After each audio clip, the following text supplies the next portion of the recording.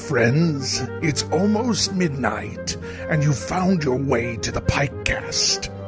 Come along as we careen through the catalog of the most formative horror writer of our young adult days, Christopher Pike. From adult perspectives, we'll revisit these YA books our parents probably would never have let us read had they known what lie inside. We tackle one book per episode in a freewheeling and unbiased chat. So grab your battered paperback, pull the flashlight from the kitchen drawer, climb under your bed covers, and devour a good book with us. Greetings, fellow Pikers, and welcome to the PikeCast. I'm Cooper Beckett, and I'm thrilled to be joined by my lovely co-host, Cassie. Hello. Today, we are closing the book on our coverage of the Final Friends trilogy. Wow. With 1989's... Thank you. I appreciate that. With 1989's Book 3, The Graduation. And spoiler alert, a graduation actually happens toward the beginning of the book. It's very exciting. We're going to be discussing it in great detail, spoiling each and every plot twist, so consider yourself warned. If you're enjoying the PikeCast, please leave us a review on the podcast service of your choice. Again, returning is our stalwart friend, Katie Lilly, artist behind the Haunted Outfit on Instagram and the podcast Super Chillers, where she reviews books from R.L. Stine, Point Horror, and other scary teen lit.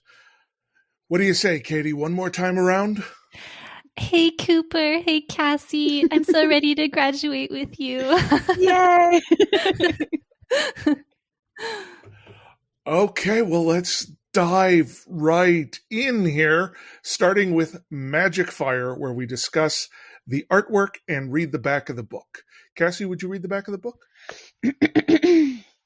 Yes, I will. Thank you. You're welcome. It was his last chance to find the answer. The last day of school had finally arrived, 6 months after the homecoming dance and the ruin of a princess, and 9 months after the big party and the death of an angel. This is my first time reading this, by the way. This is fantastic. Jesus. It is to be a busy day. There is the graduation ceremony in the afternoon in the football stadium, and then the senior all-night party aboard a cruise ship heading to Catalina. But for Michael Olson, it is not a time to celebrate. It is a day to finish an investigation that may cost him his life. It is also a final chance to let the girl of his dreams, Jessica Hart, know his feelings for her. But the last day will not last long enough for Michael or Jessica. The cruise ship will never reach its destination. The truth will turn out to be a lie. Dun, dun, dun. Lie. Boy, they're selling the stakes there. I want to, before we... So there's a dead body outline on each book. Only one person dies in this whole series, right? Two, just if you Alice. count the aunt. Yeah, Oh. You're right. We can count the end. But really, one person in this friend group dies. That's true. Nobody dies like one person. Are they even murdered? Really? No. There's no murderer. No, so nobody's even murdered. Unless she killed her aunt, which is possible still. Yeah, that was kind of a little bit loose. Yeah. But it's interesting. This final book has no murder in it. None at all. No death. None at all. It's interesting. Okay, so let's look at the artwork here. We've got the best open-shirted, chain-wearing character here. And they're all on a dock this time. I like this art. Again, I feel like it should be the entire cover, because having the artwork only be this little box with half the cover being just, color blocked, it seems like a waste. Can we talk about who is who? Because somebody on Twitter, I thought that middle guy with the open shirt was Mike, but somebody said that was Russ, and now I need to know who is who of all these people. Well, but why would they Bubba. assume it's Russ? Could that be Bubba? I think Oh my God, Bubba and Claire. That's what I interpreted as. Yes. Okay. So then on the right, is that Mike and Jessica? I would, if I had to guess who's Mike, I'd guess the guy actually bending down to look at the body. Oh, I thought that one might be Bill. Oh, well, maybe Bill's up to the right. Hey, it's bad, but at least we know who Nick is. Yeah. Who's the bottom right? Okay, well, there's Claire, Sarah? There's Sarah, there's Jessica. Is there another one? I don't think so. Polly. Well, Polly There's and Polly. Alice, but I don't think Polly's on the cover. Honestly, I don't think anyone online or Twitter or anything can tell you who these people are. The only one we know for sure is Nick. I mean, I'm convinced from what Katie said now, though. That's Bubba. Look at that. With the necklace and everything. and the little belly. Well, yeah. I was sort of thinking it was him because, he does a bit of peacocking in this book where he wears like a large sombrero to his graduation. So he kind of seems like the kind of guy who would wear like this open shirt to also to a sombrero. Party. Yeah. I mean, not just a big hat, like a sombrero. That's odd. Okay, so before we dig in, does the art and the back of the book accurately capture what's inside? I mean, there's the art, because there's no outline like that on a doc. There's no. I mean, unless it's metaphorical, that because it seems to be the same outline on each book cover with the hair. Oh, I didn't pay attention to that. So if that's the case, then the outline is the metaphorical search for the killer. That makes sense to me. Yeah, all right. I'll go with it. Like the spirit of Alice has like haunted them through each of these big 3 events. Mm-hmm. She needs them to have the answer, and also she's trying to help her sister unlock her memory so she doesn't have all this guilt. Yeah. But by giving her new guilt. Yeah. Right. Yeah, different kinds of guilt. Different guilt. I mean, the back of the book, I think, is pretty accurate again, but sets the stakes way high with that, can he finally tell her he loves her? Bullshit. No, I don't understand. And they always put that right after, like, solving the murder, quote, murder, which, again, it's not a murder. But, like, those two things shouldn't be on the same level. No, they're not. It's ridiculous. And it's silly. I feel like we're raring to talk about the plot here. So let's get right to the Midnight Club and start with characters. Because I'm sure most of the plot is going to come out as we're talking about the characters. Jessica was much better in this book. Yeah, she aimed to redeem herself. I mean, she was still not great. She still spent way too much time trying to have sex with Bill while convinced she's in love with Michael. Although I do blame Sarah partly for that.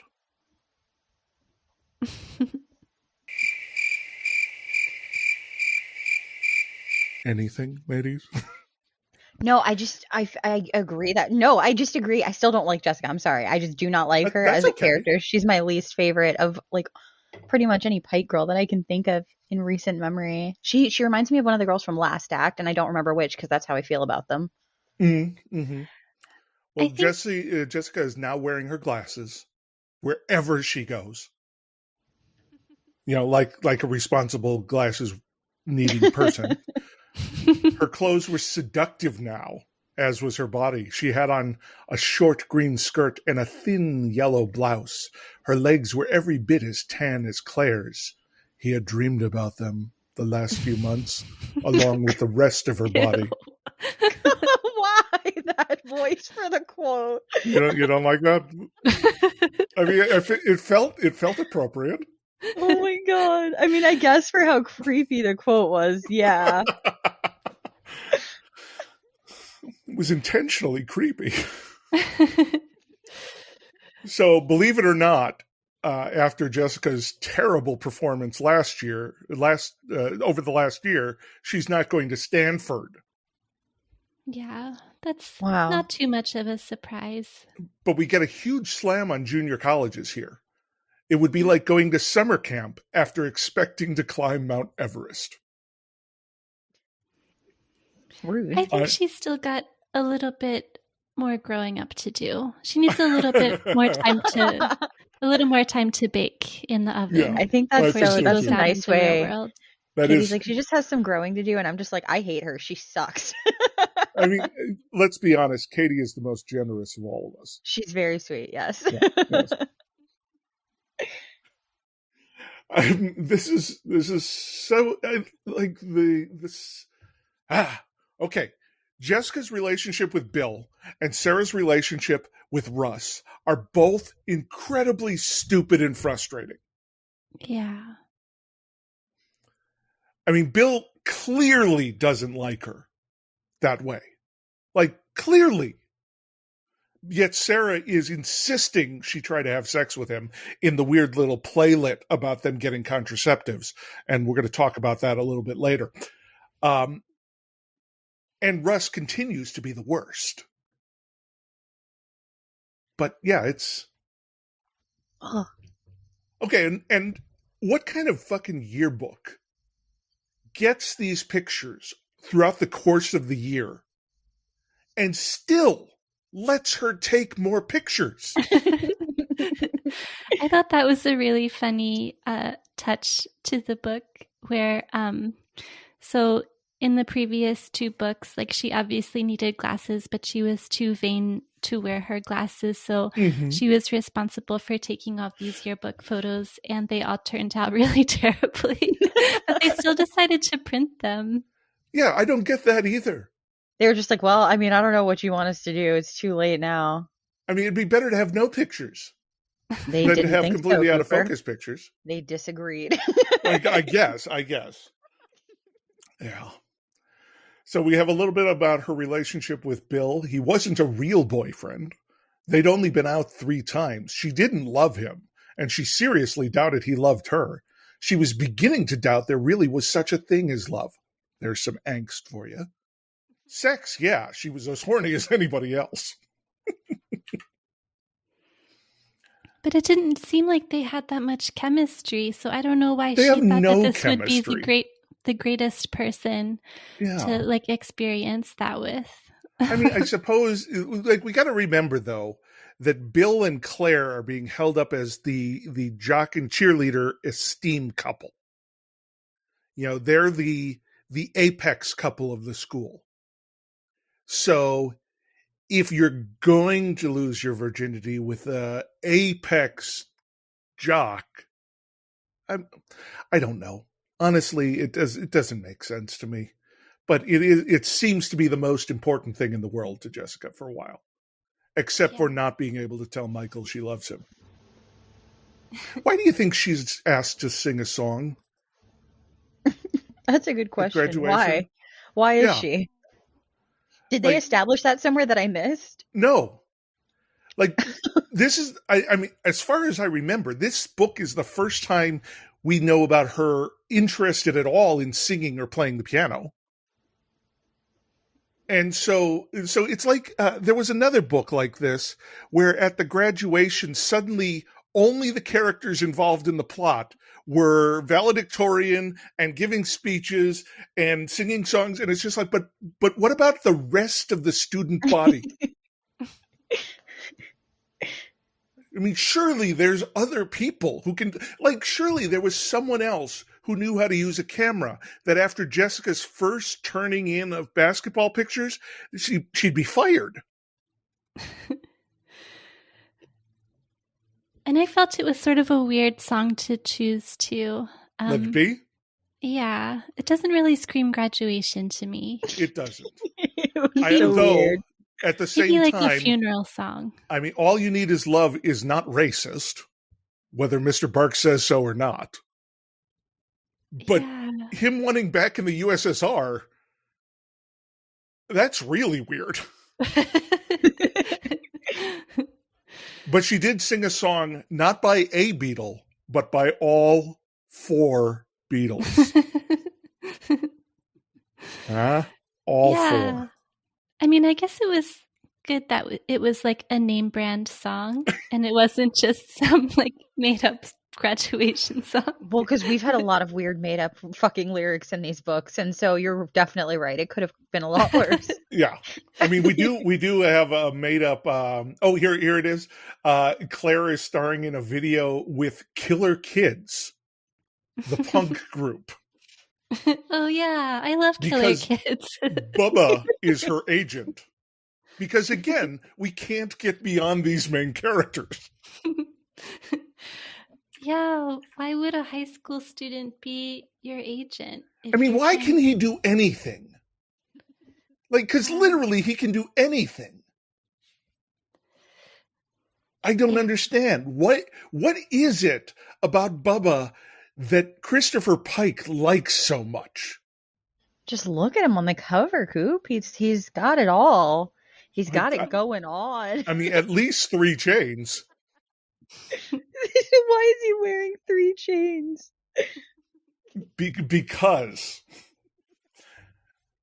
Now, Cassie, I thought of you when I read this line because I thought this is what you've been wanting the whole time. Jessica's answering a question about what she's been doing. Oh, the usual. I sleep all day in a velvet-lined coffin and then prowl the streets at night. So there we almost had the vampire for you. So close. But we learn another trait about Jessica that goes along with her ability to sing and play piano, that she doesn't know how to swim.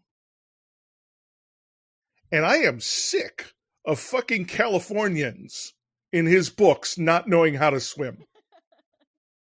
The ocean is right there. I don't understand. Also, we assume these are pretty big schools. They've got to have a swim team. And if they have a swim team, they certainly would be teaching swimming in gym. I mean, I had to take swimming in gym.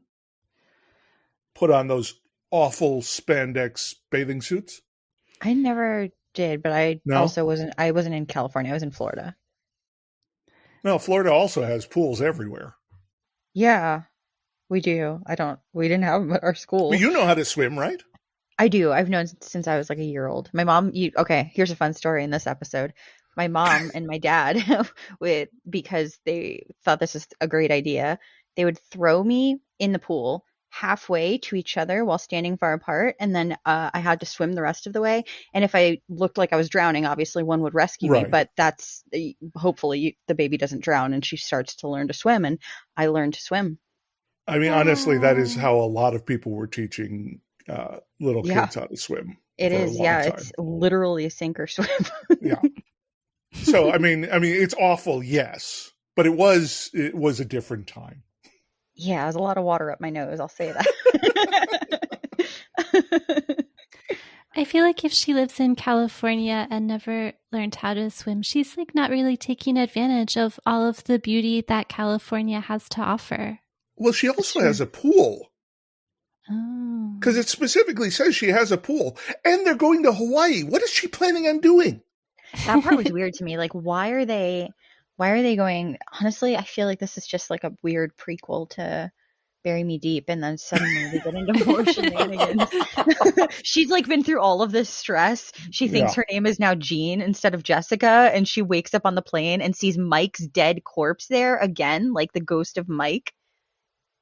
Well, that's creepy. Yeah. I know. I'm telling y'all. They're all tied together. It's a Pike universe. And then afterwards they can go to Greece.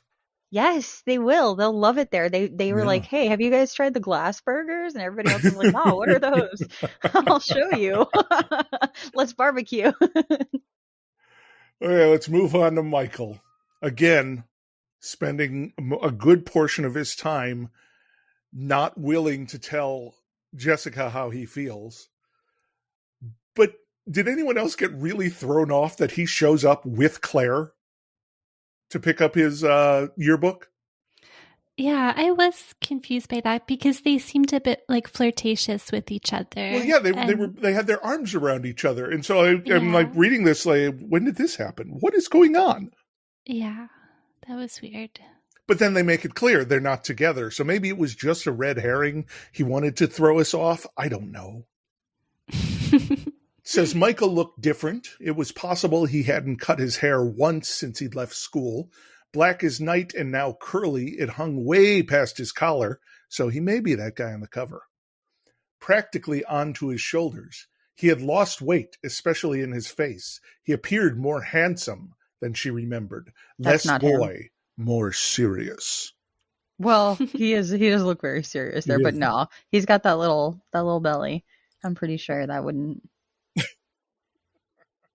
She wouldn't look at him and be like, he's lost weight, he's looking great, and then he's just standing there, hands on his hips, his little pouch hanging out. Like, I feel like that would be a weird observation.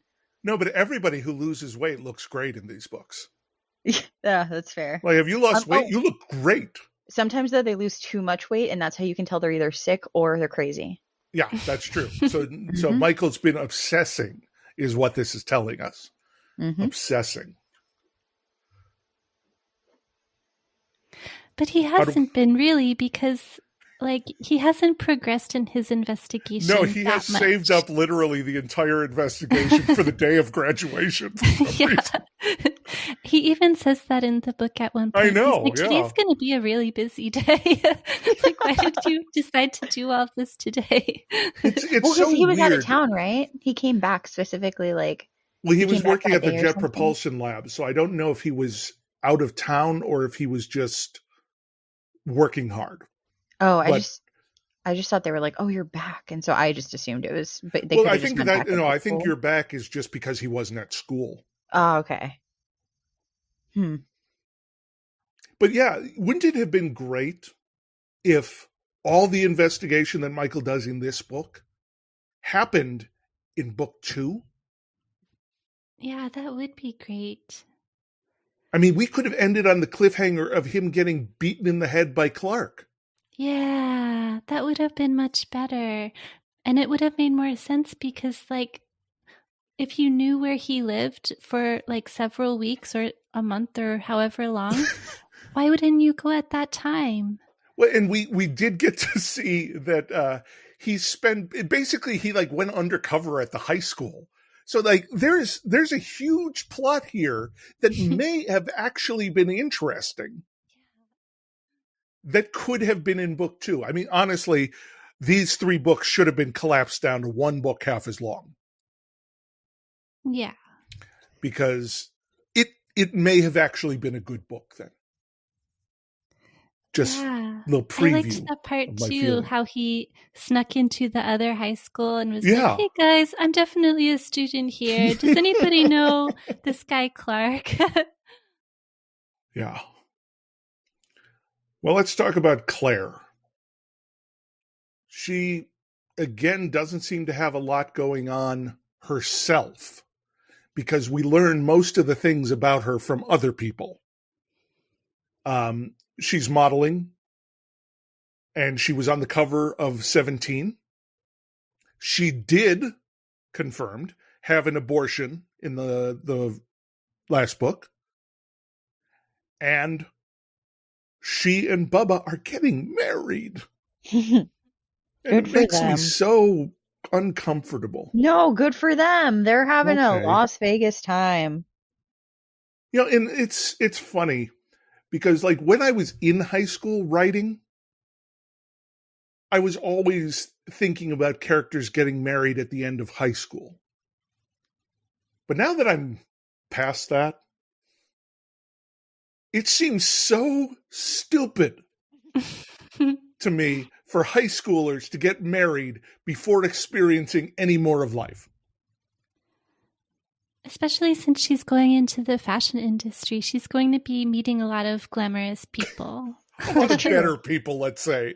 But just as a famous model, she can afford a divorce later if it comes to that. That's true. She doesn't want to look back with regret and be like, man, should I have married my high school Bubba?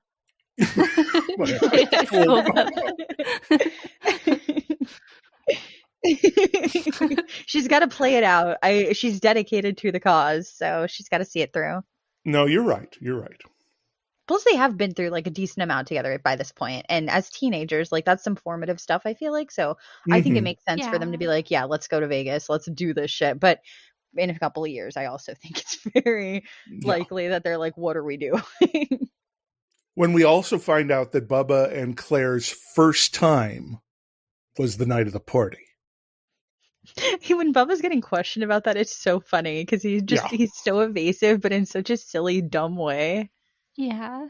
And it's like, no, I was just bragging, to be a man.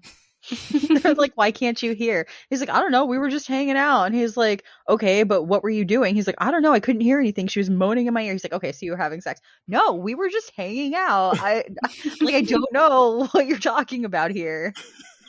I didn't say that. he gets weirdly evasive, like to the point where if you're friends with this guy, immediately he's lying, because when he in any other situation, he's telling you all the details of everything. So of course he's lying. Mm-hmm. Plus, I think also that probably goes to show like the feelings he was already having for her, because he's always been very secretive about it, and he wasn't like revealing anything, even though, like you said, normally he would have just been like, yeah, so that girl, I know about that. Right. All right, let's move on and talk about Sarah. I was kind of disappointed with her in this book. I felt like she lost some of her interesting edge. Yeah, she wasn't given a lot to work with in this book. It's just mainly that subplot of her and Jessica trying to hook up with their boyfriends. Well, first trying to get contraception and then hook up with their boyfriends. But yeah, she wasn't really the main focus of this book. No, she had far more to do last time. Though we did find out why it was important that she went back into the bank.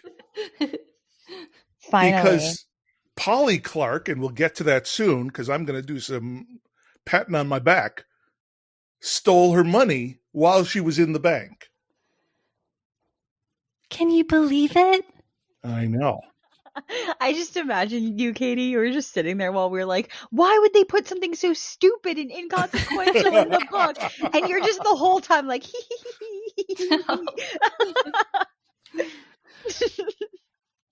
I mean, Sarah's other subplot here is that she's very concerned about her ass.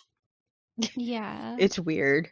Because Jessica makes a weird comment about it, and then she spends the rest of the book obsessed with what is wrong with my ass. To the point where she actually goes one-on-one with Bubba, asking, what is wrong with my body?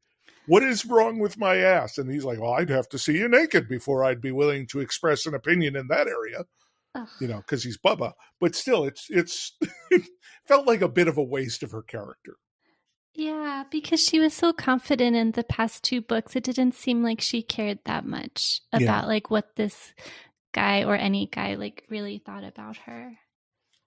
I did really like her speech that she gave at the graduation. I thought that was really funny. The whole graduation scene was pretty good, I thought.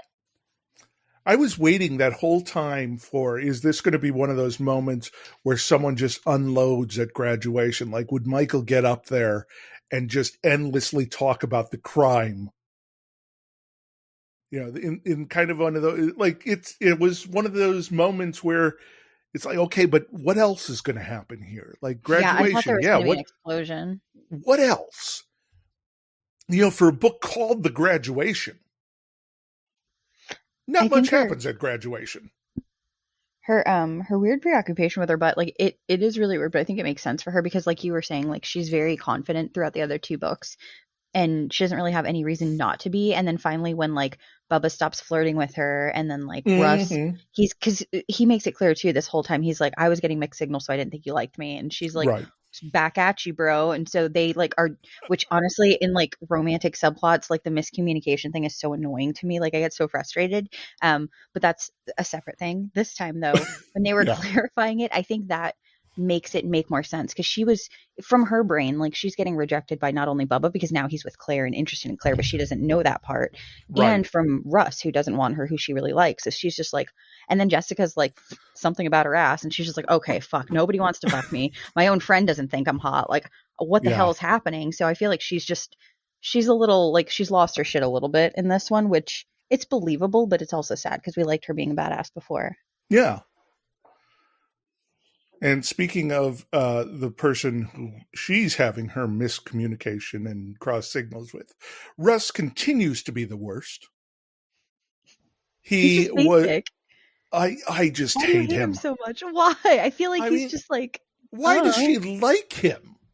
I don't know. Why? I mean, why not? Why do any of these teenagers like any of the other she goes to pick him up from juvie. After not writing back to her multiple times, he gets mad at her for having to wait for him after she's mad that she was having to wait for it. It's ridiculous. Look, I'm not saying he's a great ass.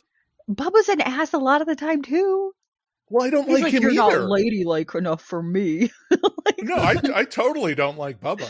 All right, okay, all right then. No, I guess worry. I didn't realize that.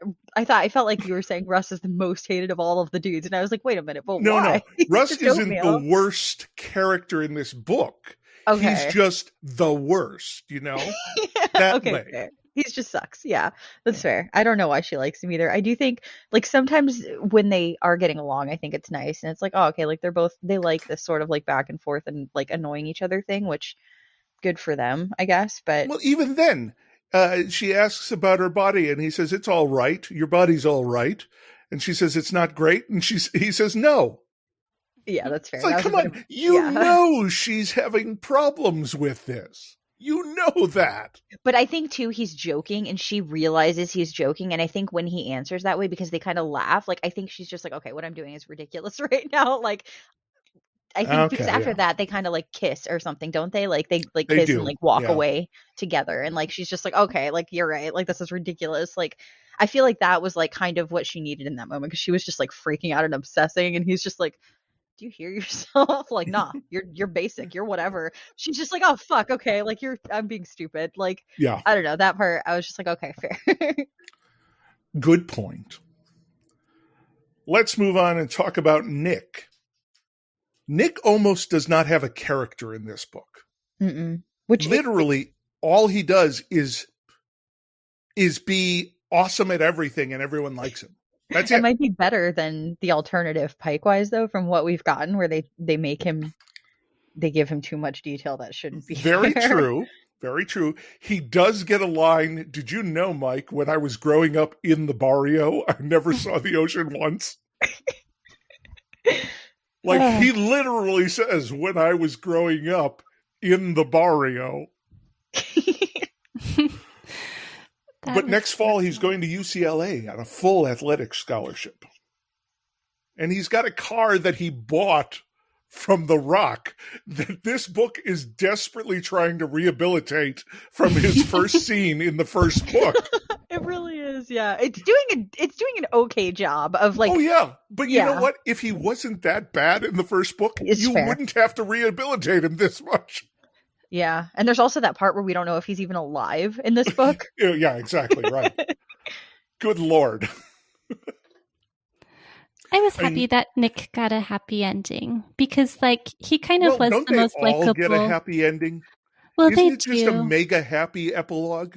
Yeah. I wouldn't say Alice's ending was too happy. No, Alice isn't in this book. I just feel like he and Maria were sort of like the most normal and likable characters. So I agree. I don't know. Yeah, I'm glad that he didn't really have too much drama to have to deal with. Well, yeah. Speaking of Maria, her parents were deported after her accident. Yeah, which is a scathing indictment of our immigration system, right there. But the solution is she and Nick are going to get married also in Vegas. It's going to be a double wedding with Bubba, because who doesn't want that? A double wedding with Bubba. Oh. Fucking Bubba. Yeah, that was really unfortunate that they had to resort to this, like, child marriage situation. Just so and I'm fine with that. I'm far more fine with that subplot of them getting married because they like each other and it will help her stay in the country than I am with Bubba and Claire getting married. Yeah, it does make more sense. Bubba and Claire have trauma bonded. They have trauma bonded. That's They true. trauma banged, trauma bonded. I don't know which order it was in, but I think they did a little of both and then did it again. Yeah. So it went on either end.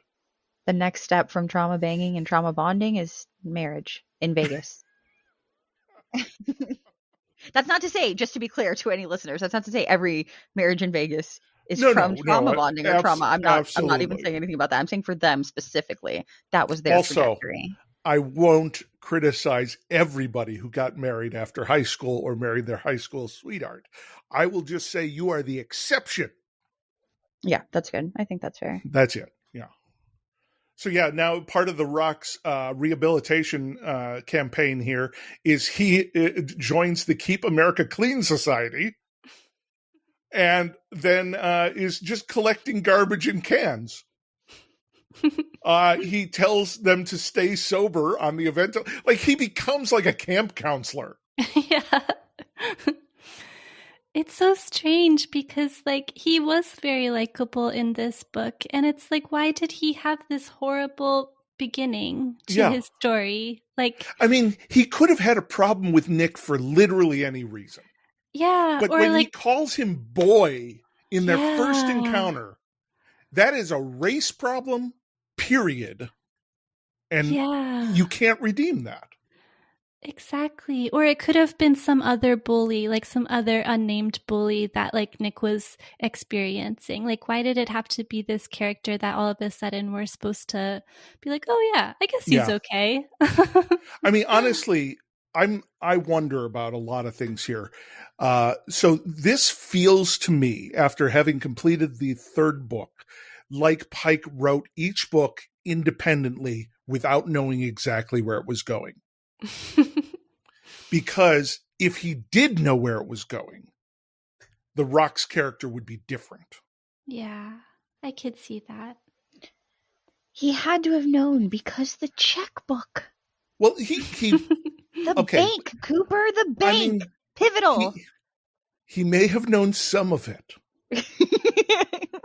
But honestly, after he wrote the first book, I don't think he knew where it was going.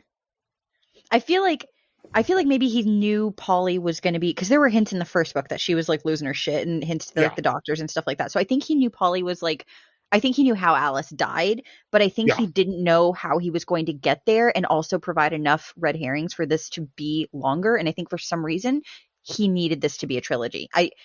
This would have been, in my opinion, so much better as a single book. Yeah. And it had Fall into Darkness vibes where it was very like mysterious and like who done it and like we're going to find stuff out. And I like that, but there was so much that didn't need to be there. So I feel like he had to have been told or something. Like, why else would he? Maybe he needed money, and they were like, "We need books," and he was like, "All right, maybe here's 3." Let's give him the benefit of the doubt. If a publisher comes and says, "I want you to write 3 books in a series this year," you say okay because they're just handing you a check. Yeah. I don't think he. I mean, I don't blame him at all. No. But this should not have been a trilogy, period. I mean, maybe you could have done it as a 2-parter, but still you would have had to drag some of that intrigue backward into the early stuff. Because literally book 3 is almost nonstop action, except for the graduation, ironically. The rest of it, stuff is happening the entire time. It's weird. Yeah, like this was the book that he wanted to write, but he just had to stretch it out into 3. Yeah. Let's move on to, let's talk about Bubba. Oh, Bubba. So, because of Bubba, we have to spend at least 4 pages dealing with a Lakers game. And honestly, I could not care less about characters watching on TV a basketball game that they're not actually part of. So it's not like the school basketball game. It's a professional basketball game. Was it a real game that happened at the time this book came out? Like, was Pike just watching TV and he was just like, He just put it in his book, and like actual like fans can be like, oh shit, I remember that game that he was watching. Like, this is an actual game. It may be. I'm very curious to know about that now. Listeners, that's on you. Please, homework. We need it. So Bubba talked her into renting this cruise ship, overextended her credit dramatically, and then bet everything on this basketball game that we're supposed to think he lost because he bet on the Lakers. But he didn't bet on the Lakers. He bet on the Celtics. And we only find that out afterward. Why? Because Bubba's an asshole. Like, where are his parents? How does he have this much freedom? Oh, he doesn't have parents. I mean, it never says, but in the grand tradition of Pike absentee parents, Bubba's been living alone for like 3 years. He also gives me the vibes that he's older than the rest of them, so I feel like he's just like, he got held back a few years or something. He's like 21 and living on his own, but he's still in like senior year with them. Yeah. He's there because he wants to be there, not because he has to be there. Depending on how old Claire is, that would probably make that something for our problematic section if that were true. Oh, that's true. Well, let's not assume it's true because that's just our mind we'll assume fiction. She's just 18 anyway, because I think the rest of them are 18. Yeah. Okay, on to Bill. Hey, Cassie, you were right. He's gay. I called it. You called it. I mean, he's gay. And Jessica, just for fuck's sake, just wants him to take her virginity. Jesus. Is that too much to ask? Here's her thinking about him. He looked good. He always looked good. The box of condoms and foam popped into her mind. She pushed them away. She tried instead to imagine the thrill of having his naked body lying beside hers. The picture wouldn't come. So even her imagination knows Bill is gay. Yeah. Because she can't imagine it. I mean, I'm glad that they finally said he's gay and that he seems reasonably happy. Good. I think the first call to it actually was he's a gay. Because I'm pretty sure that was the sentence. I put that in my problematic section, but I may as well mention it here. It's. I was reading that part of the book like an hour or two ago or whatever, and I legitimately like barked because I laughed out loud. Yeah. I was like, I called it, but also what? It's funny, but yeah, the line is, "Oh God," she cried, "I've been trying to seduce a gay." It was so abrupt. Yeah. A gay. But good for Bill. And at least, like, after that revelation, she and Michael were like, "Oh, good for him. That's cool." Yeah. Like, they were supportive. There was no. They weren't mean about it. Yeah. No, yeah, and they did laugh, but I think it was more at the absurdity of the fact that she had been trying so hard and ignoring his signals that he was not into it. Right. Yeah, like more laughing at her for. Yeah, and how embarrassing she was. Because she was trying real hard to get it was ridiculous. Yeah. She's like, her wet hair is dripping onto his shirt and she's just smiling at him like a fucking creep. And she's like, "Am I making you uncomfortable?" Yes. Like, what? Get off of me. What the hell is going on here, lady? Like, but at the same time, Bill had to know. I think he was not out, and so I feel like he was trying to, and it probably worked up till then. To force it and fake it, and they went on multiple dates. But obviously, it doesn't work past a certain point because when he was with Claire, that's right when he was just like, "Okay, I can't do this," and they didn't really tell us what was happening. But that was also what like clued me in that I was like, Well, and Bubba knows. Yeah, Bubba and Sarah seem to both know too. Claire probably told Bubba. Who told Sarah? I don't know. Sarah's smart. That's fair. Yeah. She probably just figured it out. Okay, let's talk about real Clark. There's not much here. He's not much of a character. He does hit Michael with a gun. And he has a strange fly crawling over him during the scene where Michael interacts with him. But otherwise, he's not much of a character. Why is the fly strange? Well, because Michael's making it a big deal. It's like the fly is crawling on his face. Why won't he touch the fly? Is he dead? What's going on? Well, because, okay. To explain that, though, he knew he had a gun, so he was afraid to move because he's just like, what's this bitch going to do with a gun? So, like, right. But yeah, I feel, yeah. Also, it's really hot in there and he's like sweaty, so I feel like the flies, they just, nature's taking its course. I do like the mention of Clark's paintings and art. The subject matter of the sketches consisted largely of women and creatures relaxing together on barren desert scenes. The women were always beautiful. More than a few looked like Alice. The creatures had insect and reptile qualities. They smiled a lot. They obviously liked their women. I thought that was pretty cool. It reminded me of Scavenger Hunt. Yeah. And it reminded me of the paintings from The Cold One. Yeah, I thought his artwork sounds interesting. I'd check it out. I think there are paintings in Midnight Club too, right? In one of the stories or something? I think so, yeah. Oh, yeah. It's the angel who's a painter. Yes. Okay, so let's talk about Polly and also other Clark. Because, patting myself on the back here. You were right. I was right. You did call it, yes. Good job. I was so excited. And like the whole time they're leading up to it, it's like every sentence that gets closer to it, it's like, yeah, see, that's it. Yeah. He comes and goes like lightning. Yeah. She's Clark. but Polly lay soaking in the steaming tub, staring at her naked body. Her figure was fabulous. She had large, firm breasts, a narrow waist, smooth, wrinkle-free thighs, and soft, creamy skin. And you know what? That's Polly looking at herself. She has a positive self-image. I don't know what it says that the girl who's clearly like got something going on with her is the only one in like most of his books with a positive self-image of her body. Yeah, like that's like the most favorable I've ever heard any of the women in his books describe themselves. Very true. Other than like the evil women, like the Cold One or something.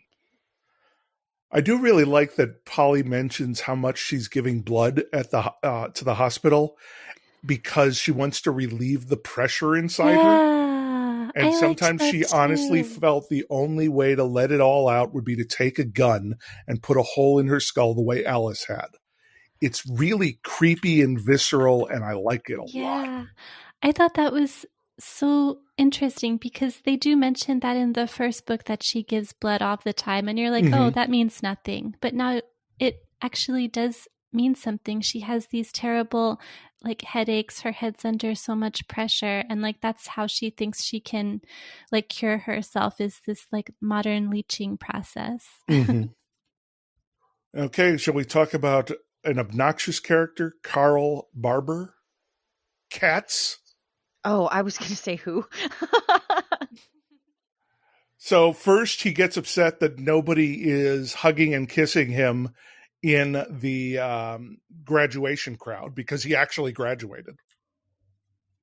And then he decides to teach them all a lesson by setting off smoke bombs and forcing everybody into the lifeboats. But of course, Pike wants us to think he, as well as Maria and Clark, are going to sink the boat. Because we get this paragraph at the end of a chapter. After tonight, though, they would remember him, if they remembered anything at all. Almost the entire senior class would be on that cruise ship when it left the dock for Catalina. But if he had his way, and he would, he swore it, not a single one of them would be on board when it reached its destination. That ship would be a ghost ship. So what we're learning about Cats is he has really bad ideas for pranks, and they go way too far, like Winston on New Girl. I had forgotten that quote, though, and I remember when I read that, I was like, I was trying to figure out how that would happen. Like, I was like, if he blows it up, it won't just arrive empty. Like, what do they mean? He's like, going to murder everybody and throw them overboard. I thought that too. I was like, really? Is he going to go this dark? And I totally forgot about that till just now. But it would have, if it had gone off well, it would have arrived as a ghost ship, and that would have been really fucking creepy because everybody would have been in boats. Like, dang, he really did kind of think that through, though. So I don't mind him as much, honestly. I feel like he's very normal compared to all of the rest of them, because he's like, I mean, he's obviously, there's something wrong with him, like in the way that he's just like making bad choices and stuff, but also he's probably like very lonely. He's clearly not a part of their core friend group, so he doesn't really have friends. And like, if these books are anything to go by, obviously nobody else exists at the school except for these core people, and the people that do are just a blur. So Katz isn't part of the blur, but he's also not part of the core group, so it's like probably pretty lonely. And then everything he tries to do fucks up, like, repeatedly, so people like him even less. So I just feel like it's, maybe he should stop trying. You would think, but he's like very violent pranks. He's like, well, because they're not all pranks though. Like this wasn't a prank. This is like, if I can pull this off, everybody will think of me as a hero and they'll finally like me. Like, I'll finally have these friends. I'll finally have like. Oh wait, was that his plan? I thought he just backed No, into because that. Remember, he was the first person to start evacuating it. He was doing that before the bomb even went off because of his smoke bomb. So the smoke bombs went off and he immediately went to people and was like, hey, you guys got to get out. That door downstairs was locked. They were locked in there. He went in there and like got them out. He was like, we're going to get, like, everybody, let's go. He'd already evacuated the people on top, got people on like boats and stuff. Like, and then afterwards, like, it worked in his favor. His plan actually did work out. Like, people thought he was the hero. So I was like, good for him. Like, I legit like was reading it at the end. I was like, good for him. Like, that worked out the way. I mean, I'm not condoning putting off smoke bombs and terrorizing people at all. I just want to be very clear. I'm just saying, as far as a book goes and a character, no, absolutely. It seemed like he had the short end of the stick, or a short straw, or whatever the thing is that, and he did what he could with it, which was put off smoke bombs and pretend to be a hero. Yeah. He was like, oh yes, he was like Michael Scott in The Office when they do the smoke. He was like, he's just like freaking out. I was like, all right, nobody panic, it's happening. He's just like running around and gathering people up, throwing a chair at the window. Oh my god, I can't unsee it now, and that makes it so much better. I think I like Katz. Okay. Well, now that he's Michael Scott in your mind. Yeah, he is. Everything he tries fucks up, but he just wants people to like him. He's literally baby Michael Scott in this. Okay. Yeah. Mm-hmm. He graduated too, so good for him. I just want to throw that out there. He did. Yeah, he does that with nobody liking him, and like also, I won't. The part with the gun in the store, that was all messed up. That was wrong. We shouldn't have. I don't like that, but good for him. He graduated. That was he all the way jail. back. That was all the way back at the beginning of senior year. Like, he's grown a lot since then. He's got his grades up. I'm proud of him. He's exhibited some character development. Honestly, yeah, good. He got the good end of the stick at the end of that one. But at the same time, just like in The Rock, if Pike hadn't made him so dark in the beginning, he wouldn't have had to rehabilitate him so much at the end. Well, he was just a bit misunderstood, though, because he made a bad choice, but he wasn't trying to kill people. He did come into the store with a gun. It was his friend's store, and he knew his friend would be there, and he didn't think the other guy would be there. So he was just like, this is just going to go. Okay. I'm not saying it was a good idea, and I don't play with guns. Don't ever do that. Like, never. But it wasn't evil. That's what I'm just. It was dumb, you're right. But it wasn't evil. You're right. Okay, let's briefly talk about Mr. Bark and his uranium paperweight. That's it. He was going to give a long speech about nuclear disarmament, and Sarah threw him off by giving him a uranium paperweight that made him think that he was going to get irradiated. Very good. Like, all right. Okay, a new character that didn't need to be in the book. Dale Jensen. Tab's first valedictorian to ever be impeached because he was caught by the narc doing drugs off camera. Again, it's an important thing that Pike didn't feel the need to have happen in a book. So he shows up angry to play chess with Michael at the end. Didn't Bubba give him the drugs too? Like he got him because he said like he's like I put them up to his nose, but I didn't make him sniff or something like that. And it reminded me of Alexa. Bubba did, yeah. So that was his way of getting. Bubba is a monster, truly. Just saying. But for such a small part, Dale gets a description. Although he had a despicable personality, Dale was not bad looking. Besides Bill Skater and possibly Russ Desmond, he might have been the most handsome guy in the school. He was half Italian, with thick black hair, dark olive skin, and and a wide, insolent mouth. Claire had once admitted looked mighty tasty. Ew. Ew, indeed. Okay, I am happy to announce that after 2 books of slamming this poor girl, Cindy Fossmeyer is not brutally slammed in this book. Unfortunately, she's also not mentioned in this book, so she doesn't get a comeuppance. Yeah, I hope she wasn't on this boat. I hope she and her friends went off to have a great graduation party on land. Yeah. And they had a great time. Flipping the boat off as it left the harbor. Yeah, they are too good for this group. They are. Now, with the absence of Cindy Fossmeyer, we do get another non-character for Pike to slam. This one is Larry Harry. Larry not only had a weird name, he also had such consistently bad breath that Sarah once remarked that if at the end of his life he donated his body to medical science, he would probably be found posthumously guilty of involuntary manslaughter when the medical students cut open his cadaver and choked to death. In the Insult Hall of Fame, that one is particularly serpentine. Yeah, that's intense. That was like, you had to go a long way for that one, but the payoff at the end is like, damn, all right. Indeed. Okay, we're going to take a quick break, and when we come back, we're going to move into Remember Me and talk about the plot. So we'll be right back with the PikeCast.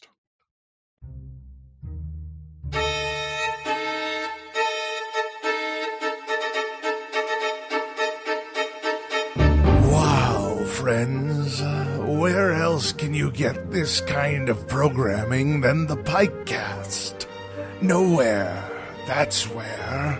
But we're trying to keep the lights on here. If you like what you're hearing and want it to keep happening, jump over to our Patreon at thepikecast.com/Patreon and throw us a few bucks to join our private Discord server. Higher tiers get books, stickers, bookmarks, and even personalized shirts. That's thepikecast.com/Patreon. Hey friends, Cooper here. We want to take a moment and thank all of our many wonderful patrons. Thank you so much to Jeanette, Pravina, Kelly, Chris, Hay, Rachel, Tracy, Lynn, Rhiannon, Jennifer, Magdalene, Sienna, Lara, Boots, Allison, Alicia, Anastasia, Nicola, Norma, Rebecca, Katie, April, Jeanette, Jamie, Crystal, Jenny, Jasmine, Nicole, Kristen, and Libri. Without your support, we would not be able to do this. So thank you so very much. Once, Osgood and Frost were the up-and-coming stars of the burgeoning paranormal investigation TV show craze before a hoax put an end to their friendship, partnership, and television careers. Now, over a decade later, Prudence Osgood is a barely functioning alcoholic ghost hunter for hire. Her yearning for mystery and adventure is reignited when she receives a cryptic, untraceable email. She can't resist embarking on an investigation that tugs threads, winding through a sinister series of disappearances, her former partner's family, and a night 20 years ago when a semi blew a yellow light and nearly killed her. reviewers are calling Osgood Is Gone a masterfully vulnerable and relatable 21st century horror story, and a bourbon-soaked supernatural mystery with sparkling dialogue that sticks the landing on LGBT characters, and main character Prudence Osgood, as tortured as she is clever, broken in all the best ways, and a true heroine for our times. Buy it today at Osgood Is Gone as a paperback, ebook, or audiobook narrated by me, JJ Ranvier. Welcome back to the PikeCast. Now we're moving into Remember Me, where we discuss the plot of the book. Now, this book does not have people standing around at a sporting event wondering where others are. What it does have is a lot of people having this conversation. Why didn't you tell me? You didn't ask me. So we have a lot of that. There's a lot of people telling each other things and getting upset that they weren't told about them in earlier. A lot of that. That sounds like an argument I have with my boyfriend because he's like, why didn't you say that? And I was like, I don't know, you didn't ask. He's like, how would I know to ask that? I'm like, I don't know, I didn't think about it and you didn't ask, so I did not say it. Like, I don't know. Sorry. Now I have a few yearbook quotes. Oh God, Cooper, are you gonna? I was wondering if I could dramatically read them. Oh my God, when I read that in the book, I was like, Cooper's gonna do a dramatic reading of this letter. I just know it. Well, I don't have to read them all, but I think Sarah's is pretty good. Sarah's is so good. I think you should read both of them because I'm not sure I've ever seen a better yearbook inscription ever for either of them. Well, I will read the back and forth between Sarah and Bubba in the yearbook. And if I had like old-timey music to put behind this, like it's a letter from the front, I would. And I might try to do it in post, yeah. I might. Who knows? It might be there. Bubba, words, even the filthiest, cannot convey what I think of you. You are a liar, a thief, and a pervert. You are also the most unattractive slob to ever abuse my eyesight. I consider it the greatest misfortune of my adolescence that I had a chance to get to know you. You will not go far. You will end up in the mud, where you belong, with the rest of the world's slime. Get there as soon as possible. Sarah. I laughed so hard when I read that. I mean, way to put down your thoughts in text there. But here's Bubba's in Sarah's yearbook. My dearest Sarah, my heart patters at the thought of us making love tonight above the deep ocean swells, our bodies locked in passion, the salty sweat on the burning flesh of our entangled limbs mingling like oil and wine, ready to burst into flaming ecstasy. My head swoons. Tonight, Sarah, I promise you, will be our night. The gods will envy our joy. But we mustn't be foolish. We mustn't forget in our carnal hunger for each other certain responsibilities. You would rather float on love-intoxicated, perfumed clouds, I realize, ignoring the practical demands the world places upon us, only fantasizing about the pleasure I will send throbbing through your body.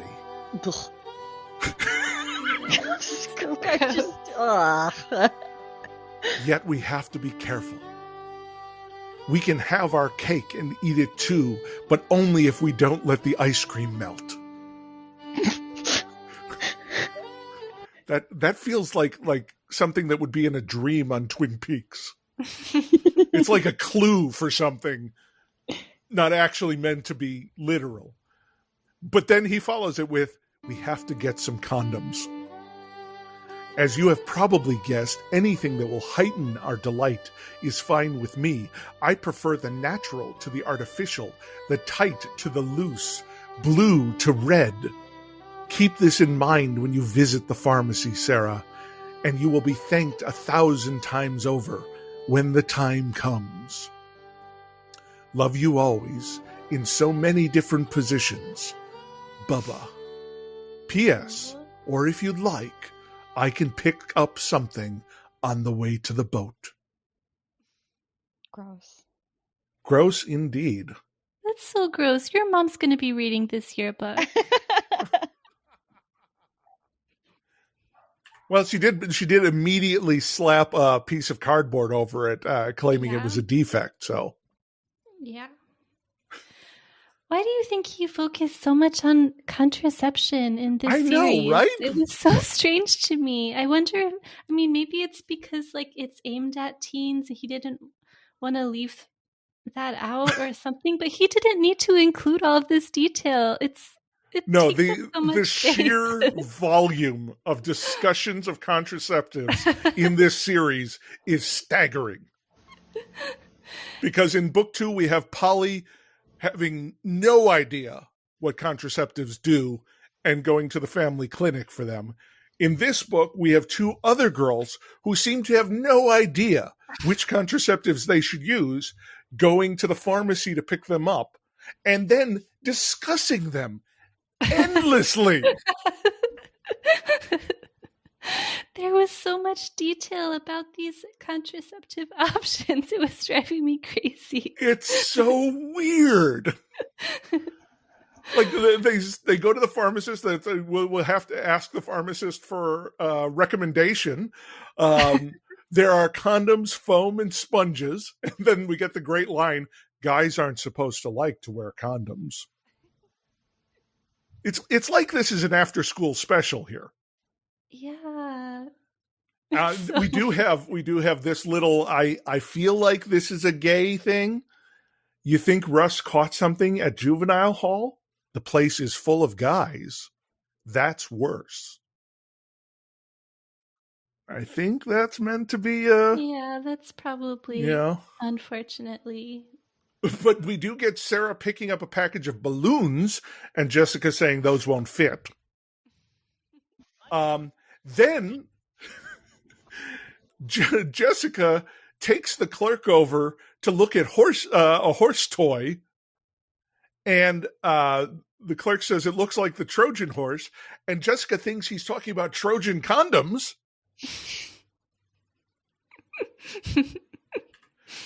Then Bubba shows up, of course. Of course. And he says, Sponges, a girl who thinks more of her man's pleasure than her own. Bravo, Sarah, bravo. Fuck that guy. Good God. And then Bubba throws out the important note.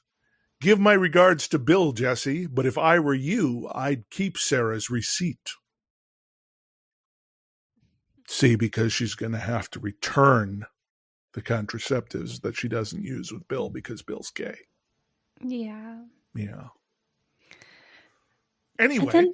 And then there was that whole scene where Jessica and Sarah were at the boat and they were splitting up the contraceptives and they were like, how many do you need? Is 7 enough? I'm like, this is so crazy. Here, so good. I want you 2 to read it.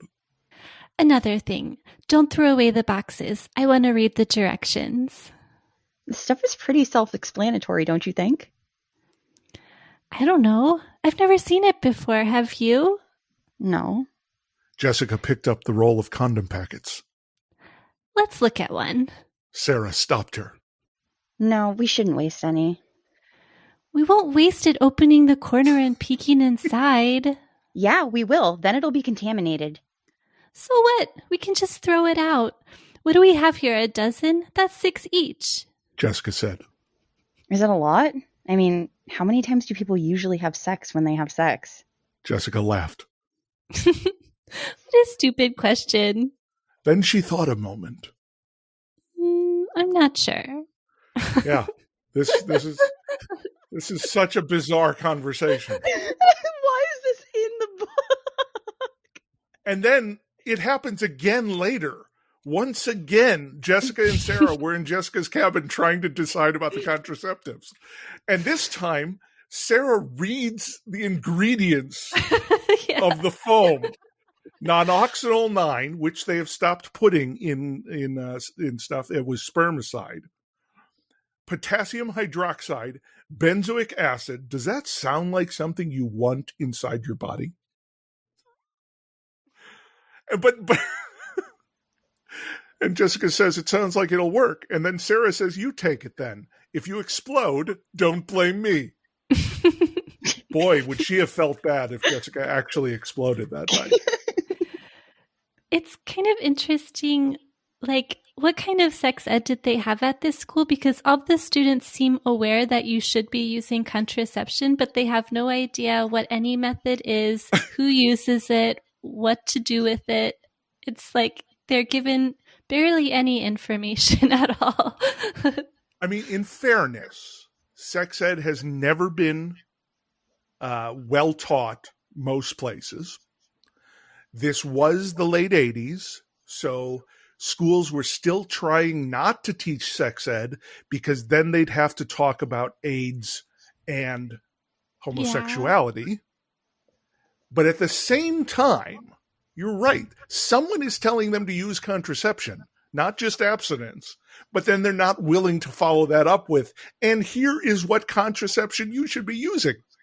Yeah, well, because maybe what had happened was when they were at Mesa High, they started doing that section in sex ed, but then they got switched over to Tab High. And Tab High, they don't even have a swim team. I don't know if you've heard, even though they're in California. So there's no way they have sex ed class. So they got like cut off in the middle of their sex ed class with only partial knowledge. So they're just like, we know where to stick it, but we don't know what to do. So what you're saying is they saw the day that there was a cucumber and condoms on the table of the teacher, but they didn't see it put on the cucumber. No, they saw more than one thing on, but nobody was told what each thing was. And then they also saw the cucumber, and then they saw banana, and they were like, "Oh shit! Like, are we making a salad? What is all this stuff? Like, what's going on here?" They were really confused. But then, just at that moment, over the announcement, they're like, "Everybody, please report to the assembly hall. We got a new announcement for you." And then they were told we're closing the school. Yeah. I'm pretty sure that's how it happened. That's what I heard anyway. That makes sense. I think you nailed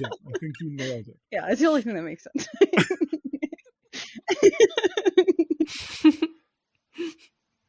All right. So the plot in this book, I mean, there is a lot of plot. It's nice to have a lot of plot after having none. I don't know how to cover this. Okay, so we start with, okay, first of all, I need to ask you two. You've gotten your yearbooks from high school every year, right? Mm-hmm. Were they ever personalized for you? You could order them to be personalized, but I was poor, so no. Okay. Maybe that's what it is, because I also never had a personalized yearbook, so I couldn't figure out why you would have to alphabetize yearbooks. No, I had friends who did, though. Theirs was inscribed with like their names and stuff on it. Oh. Yeah. Okay. That makes sense. Yeah. So it's the Richies. Yeah, I think so. Okay. So Michael is full throttle on this investigation that, yes, he procrastinated all semester about and saved it until literally the day of graduation. He has to go see Clark. He has to question Polly. He has to, speak at graduation because the other guy got impeached. He has to break into Polly's house and look at the room again. What else does he do? He's got so much to do that night. Oh, and tell Jessica that he loves her. Well, I mean, it would have gone off perfectly. Like, he would have had ample time had he not been knocked out for like 5 hours by Clark. And then basically stumbled around the rest of the book with a concussion. Yeah, pretty much. I actually like a lot that randomly he's passing out because of this pretty horrible concussion he was given. And he's like massively bleeding from his head the whole book. Yeah, the whole and they still get in book. the shower. He's like, I'm not feeling that bad though, girl. He's like, I love that part too, where he was like, all he could think about was like old man him and how he'd look back on this night with regret if he wasn't just like, look, if I die, at least I'm going to die in that fucking shower with that girl. Yeah, exactly. And apparently they had sex like 7 times because that comes up. And I don't know if that's Jessica bragging because she was telling the truth at that point. So I don't know. They would have missed the whole cruise.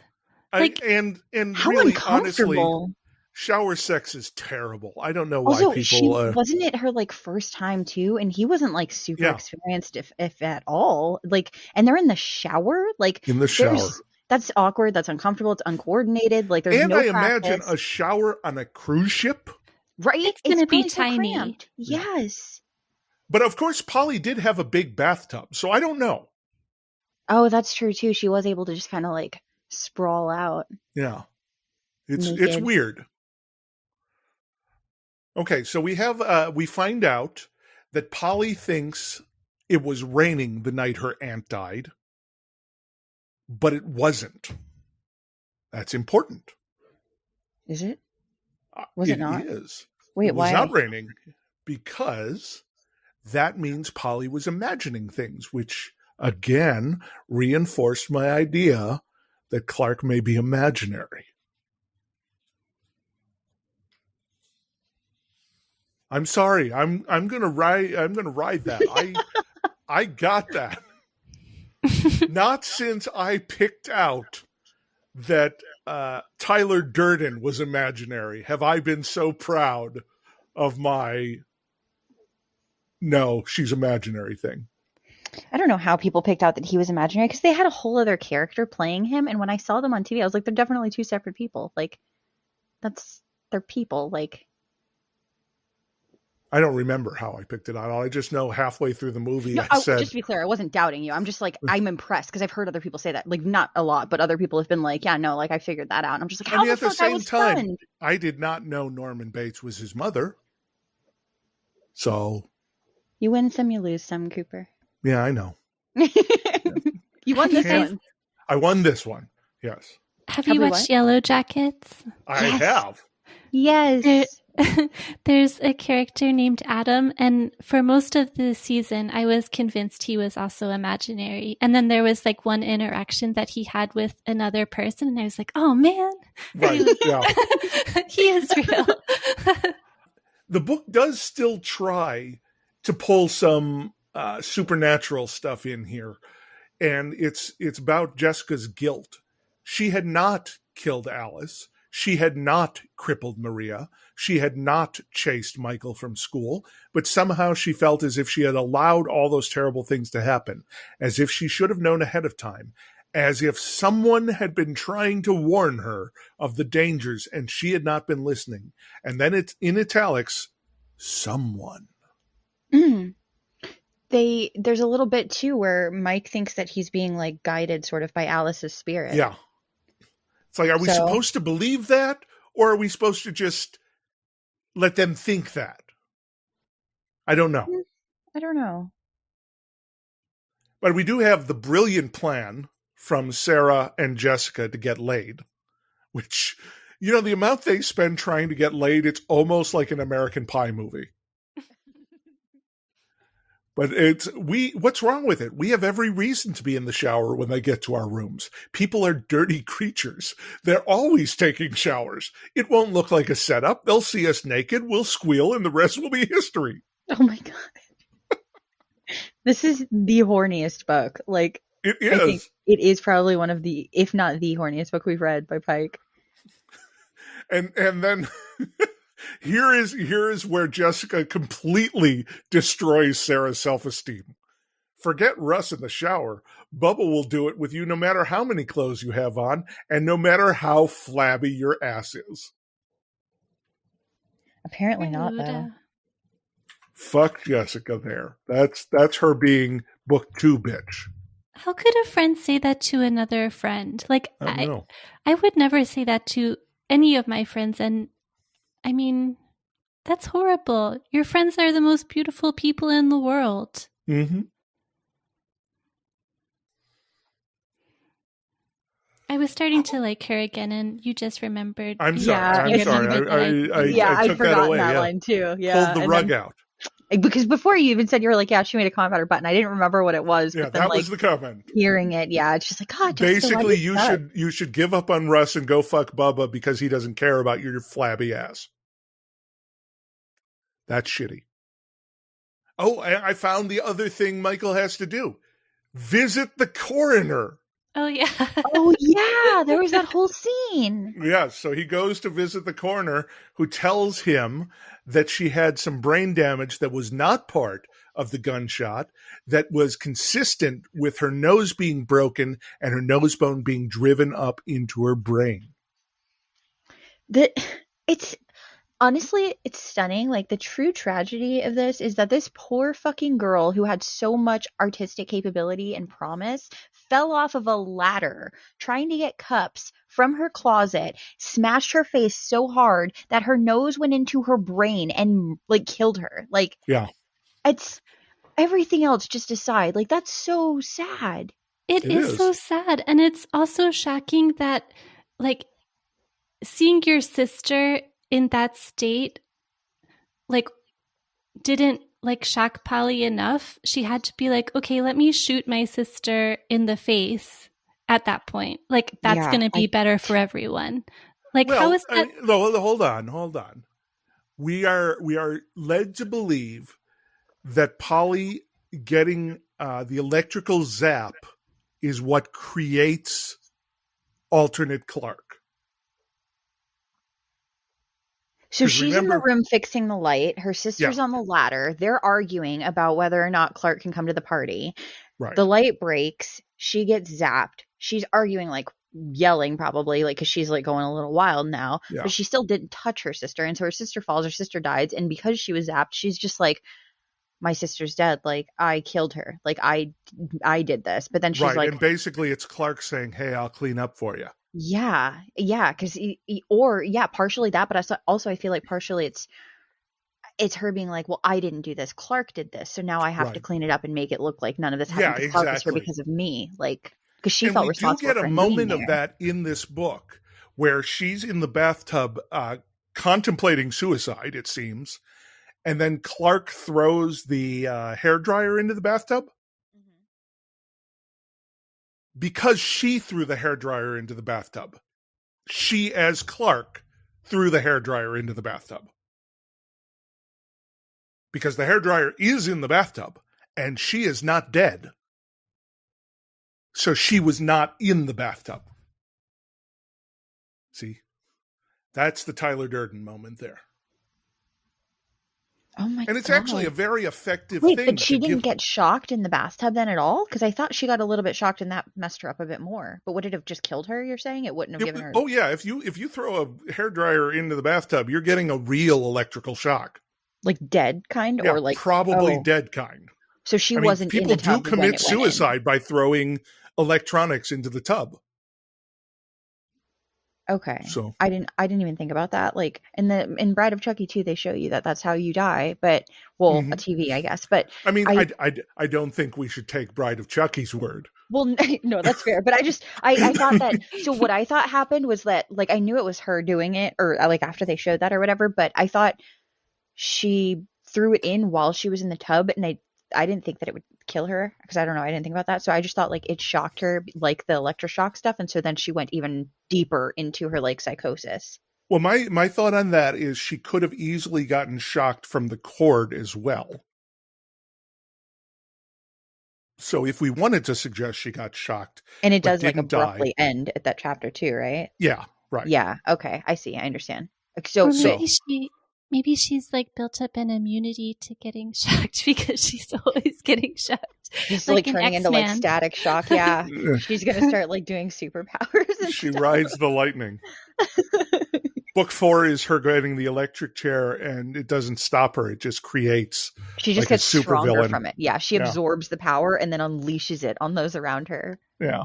I would be here for book 4 if that's what happened. Oh, me too. Even after all the shit I've talked on the rest of the other books. Just super powered Polly. But she has to like say weird shit about stars like Drusilla. Like that's absolutely. Absolutely. I guess what I was saying is like, so your sister experienced this accident. She fell off the ladder, which is like a very tragic thing. But I don't know how, like, I don't understand the frame of mind to be like, it'll be better if everybody thinks she shot herself than if she just had this tragic accident. Well, I think the key there is she doesn't think it was an accident. She thought she pushed her. She thought she because they were fighting. They were arguing. And just like with her parents, she was convinced it was her fault they died. So she's just like, she just convinced herself because of that. So she's like, and I think it goes even further too, because the more deep she gets into that guilt, she starts manifesting it physically. She's like, no, I put my hands on her. Like I pushed her down. Like, and her mind starts like fracturing because it's not true. And that's, I think, why Clark is a thing too, because her fractured mind is not handling these conflicting things because she doesn't know which one's real. So the only thing that makes sense, instead of like, I did it, I didn't do it, I didn't do it, I did do it, is like, Clark did it. Clark is evil. He killed my aunt. He killed everybody. Like, he's terrible. He's going to blow everything up. He's evil. That's sad. Yeah. Like Polly, like it's so, if this were a movie, it would be so sad, but it wouldn't need to be 3 movies. I'm just going to say that. No, you could do all this with 1 movie. I was actually thinking about that as I read this, like how easy it would be to turn this into a single movie. It would. I'm wondering if they're going to do that after, or if that's going to be something like, you know, because they're doing Midnight Club. I can't. Yeah, I know. This is a perfect opportunity, and this is one that I feel like this feels like adult Fear Street, but it feels a little bit more Fear Street with like a lot more high school-y stuff going on, and like that sort of like drama with boyfriends and stuff. So I feel it would work well. like the Netflix Fear Street movies. Yes, but because they were very adult at that point. You know, they very violent and everything. Yeah. Mm-hmm. Okay, let's see. Oh, here's another reference to worrying that Russ might be gay. She was worried that he may have found someone else in a juvenile hall full of boys? ? Maybe I'm reading too much into that, but I think so. Let's see. Okay, so when Michael's at the house, he does the climb over the roof thing because he finds a shingle that's broken up and shotgun pellets embedded in the house. So someone outside shot the house. It's and so wild. Just to take us through exactly what happened. Let me see if I can do this. So Alice falls off the ladder and is dead. Mm-hmm.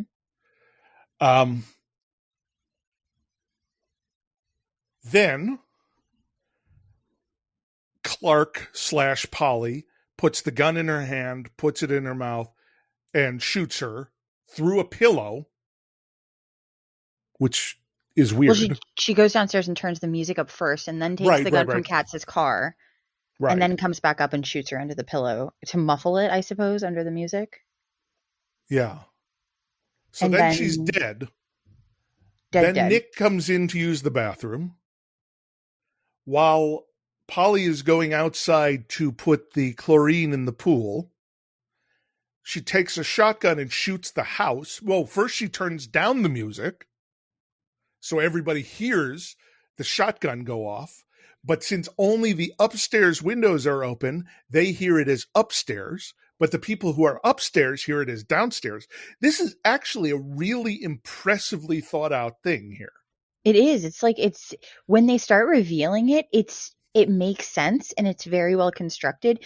I'm just saying the entire first book could have lasted like 3 chapters and been done. Like I know a lot of our listeners even said like, you need that first book because you need to know these characters. I beg to differ. I beg to freaking differ because there's no. We easily could have gotten to know all these characters through the course of an investigation, which is what he did with Remember Me. The party is in like the beginning of the end of Act 1. Or flashbacks. Or flashbacks. Like Fall into Darkness.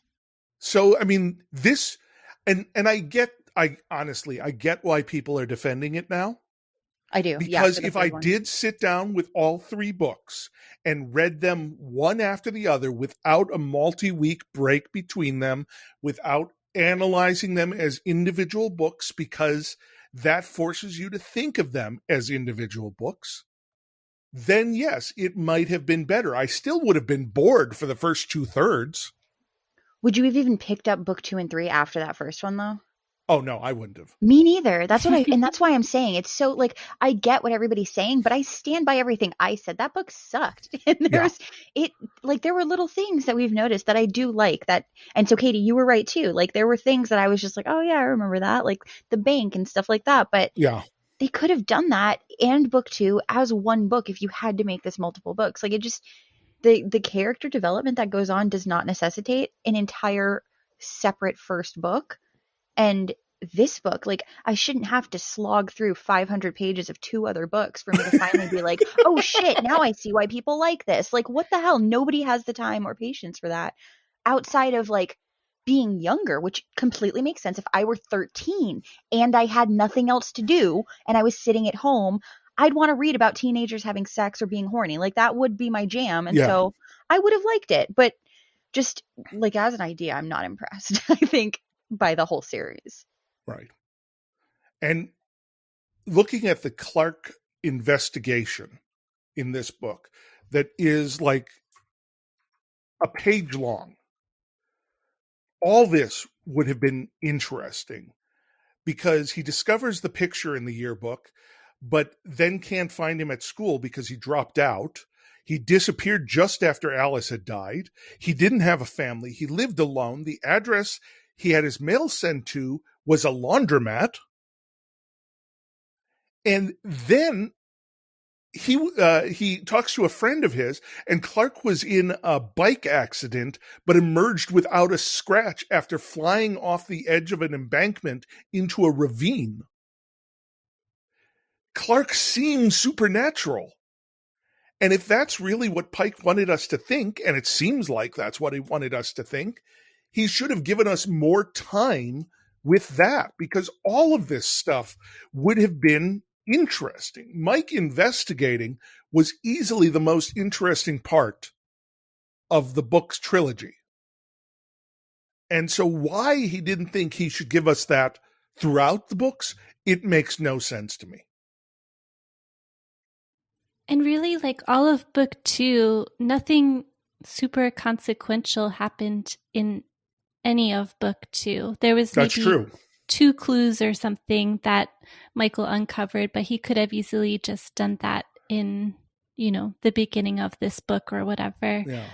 And honestly, Maria getting injured is so inconsequential. Yeah, it was Maria so and Nick as characters, they're both just like, because Kat's heard it too. So, like, we didn't need Kat and Nick both hearing it. And, like, Maria and Nick, they only serve to throw things off. I think Nick served because Pike didn't want it to be all white people. And I think Pike likes putting characters in that are breaking stereotypes, especially for the time. Yeah, absolutely. Like, it's fair. Yeah. And I do want to say I appreciate that he did have, like, the black guy and the character in there. And he was, like, respectable and super, good and stuff like that. Because as we've seen in other things, he could have been worse, like we said, but he didn't need to be a character at all, and neither did Maria. Like, the explosion of the second book is my favorite thing about it, and I'm saying it did not need to happen because that book didn't need to be there. Yeah. It was still cool, though. It was. And I think that the little notes about it, too, in this book, about, like, well, those other girls weighed more, so we thought that it would go down sooner because and, like, I thought that was cool, like, little things like that, but, yeah. But, I mean, we learned that Polly was responsible for this collapse of the float because she blamed Jessica, because Jessica was one of the people that convinced her to have the party where her sister died. It seemed very flimsy to me. That is, that is a really flimsy excuse there. Yeah. And if Polly was sort of like in this state where she like wasn't really in her right mind and she was experiencing all these mental health troubles, like I don't think she would have that like thought process. I don't know. No, maybe. I mean, if you had Clark try to convince Polly that Jessica had killed Alice. Yeah, or something like that. But we never really see that, I don't think. Yeah. Well, it could be another just manifestation of her guilt, because in her brain, Clark is a separate person that she invited to the party. And so it's her fault that her sister's dead because that killed her. But if they had not had a party to begin with, which I think she even does say, or somebody, like, they do hint at that. Like, they say, well, if there was no party. Right. Yeah. So then ultimately, since she's trying to put the blame somewhere other than herself because she feels so guilty, which is what she's doing throughout all the books and with her parents, she would blame. And I actually have Jessica. That quote here. We'll say the party killed her. If there hadn't been a party, there would still be an Alice. Right. Yeah. So I think, I think it makes sense a little bit. Just it doesn't make sense from this because we're, not irrationally disturbed right now. So right. For us, we're just like, what the heck? But like for her, I think given her state of mind, anything other than blaming herself was preferable. And she would probably have gone to any lengths to get justice for her sister because she loved her so much and was so upset because it was such a tragic way for her to die. Yeah. Oh yeah, I have a really creepy moment with Clark. And it's really well written too. Like, also, I want to say there are things in this book that are as well written as a lot of the later stuff. Pike, for whatever reason, saved all his good writing for this last book. Clark reached over with his bony left hand. He was left-handed as Alice had been, and touched Polly's lips with the nail of his index finger. He touched her teeth. He probably would have stuck his finger inside her if she had let him. He was trying to get inside her. He had been trying from the beginning, although he had never wanted to make love to her. She had never been able to understand that. He was one way and he was another way. She imagined his finger would have felt the same way the cold, hard barrel of a gun would have felt inside her mouth. She knew it would have been just as deadly, but that might not be a bad thing, not if it stopped the pain. Her head was killing her. So creepy. So creepy. When I read he touched her teeth, it was just like, oh God. Yeah. I don't know why that's so upsetting, but it really is. Yeah, okay, like, so, I'm sorry, go ahead. This character that she invented in her head is so scary. And then when you meet the real Clark, it's like, yeah, he's from, kind of like a low income area maybe, and he does have like some violent temper, which is why like he, stomped on Mike's head or whatever. Mm-hmm. But he seems like he's a decently normal person. Yeah. He's like not creepy to that extent aside from his anger issues. So, but this version that she invented is so interesting. Mm-hmm. Totally. Yeah. And I like the way Pike plays with it too, because after Clark knocks out Michael, immediately the next chapter is Clark visiting Polly. Yeah. So it's easy to assume that's the same Clark.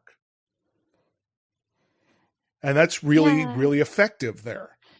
And Michael even says that at one point. He's like, "Oh, he must have like gone immediately to Polly's house after he left his house or whatever."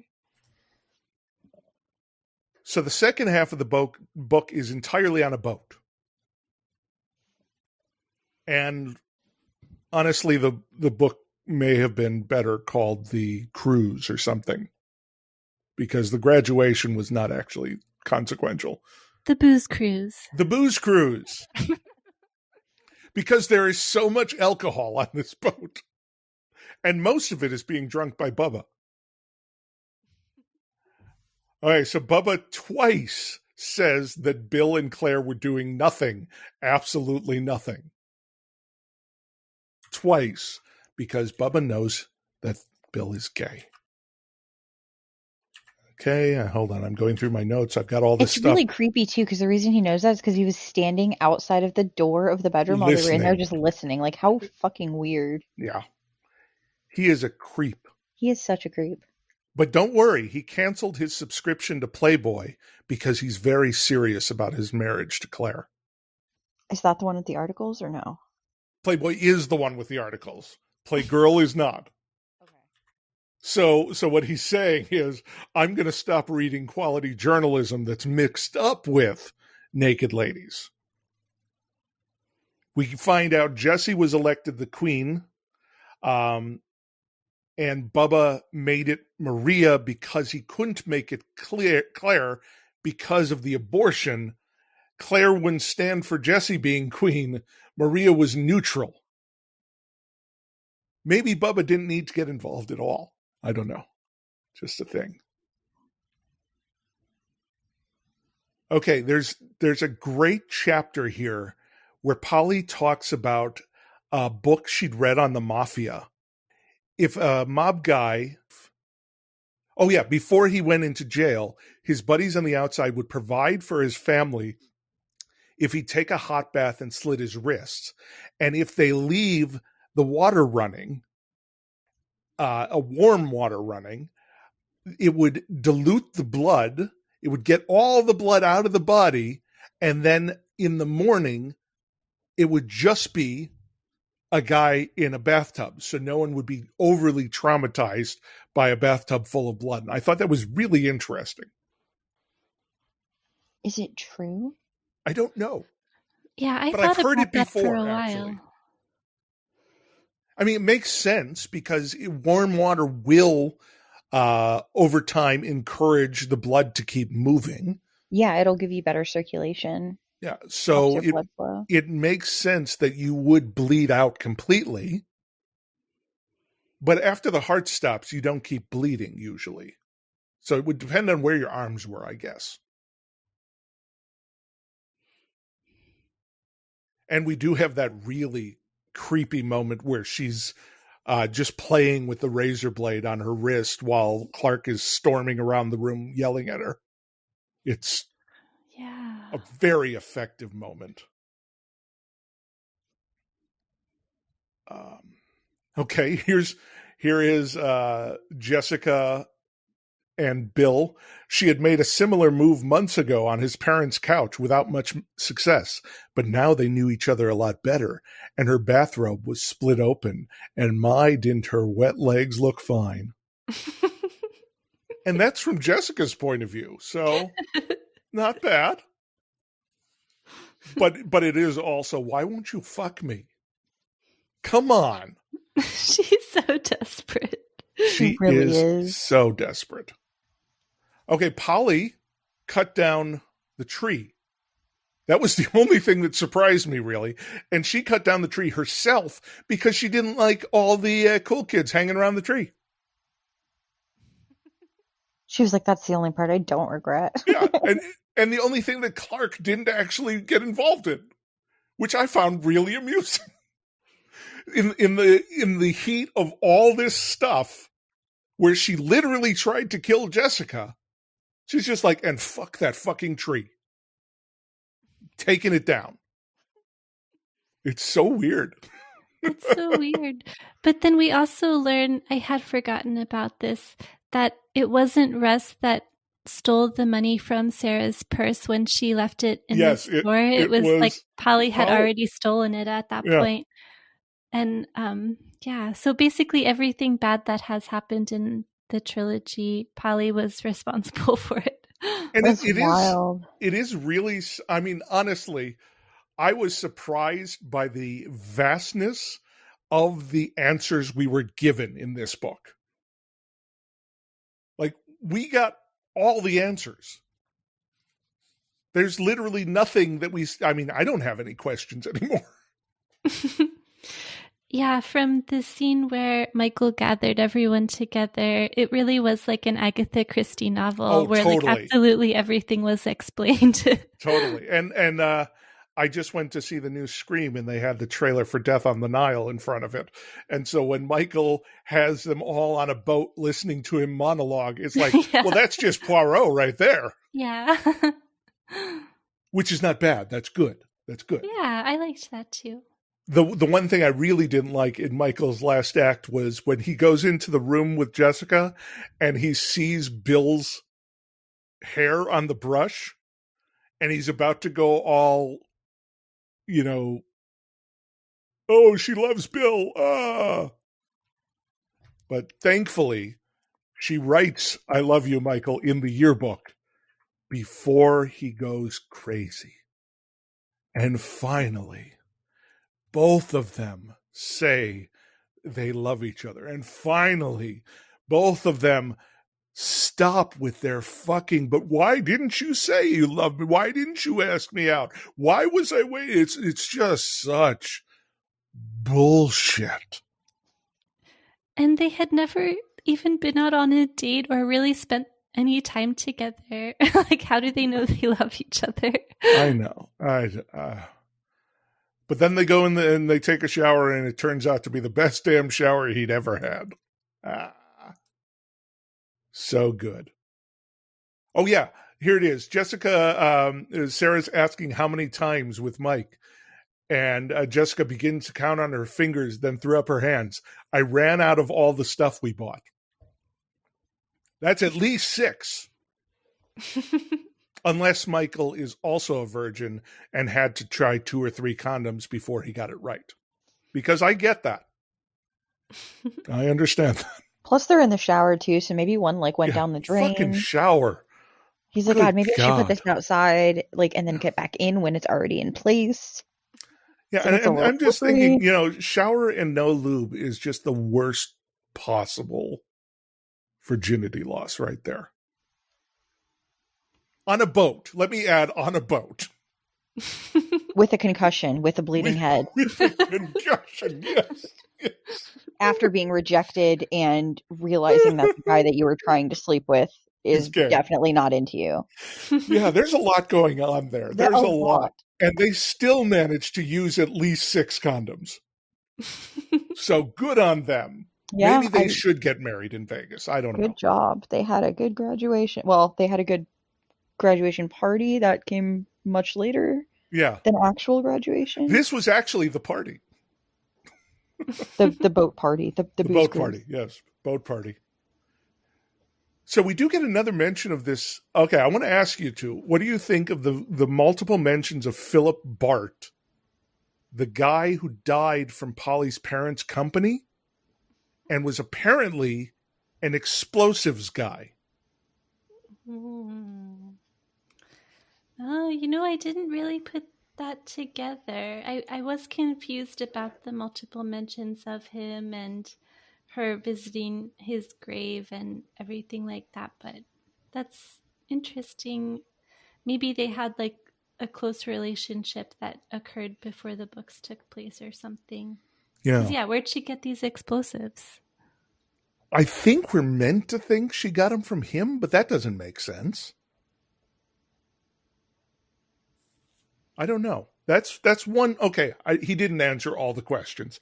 That's one that he just brought up again. He didn't answer it. He just brought it up again. He's going through his list. Okay, so I imagine Pike sitting at his desk, and he's got the outline from book 1, and it's these questions, and then he's got this sheet from book 3, and it's answers, and then he gets down to this one, and it's explosives, and he's question mark, question mark, question mark. He's gonna bring back up this other guy again, and then people they've got this, they understand, they'll put 2 and 2 together. Let's just move on to these other answers.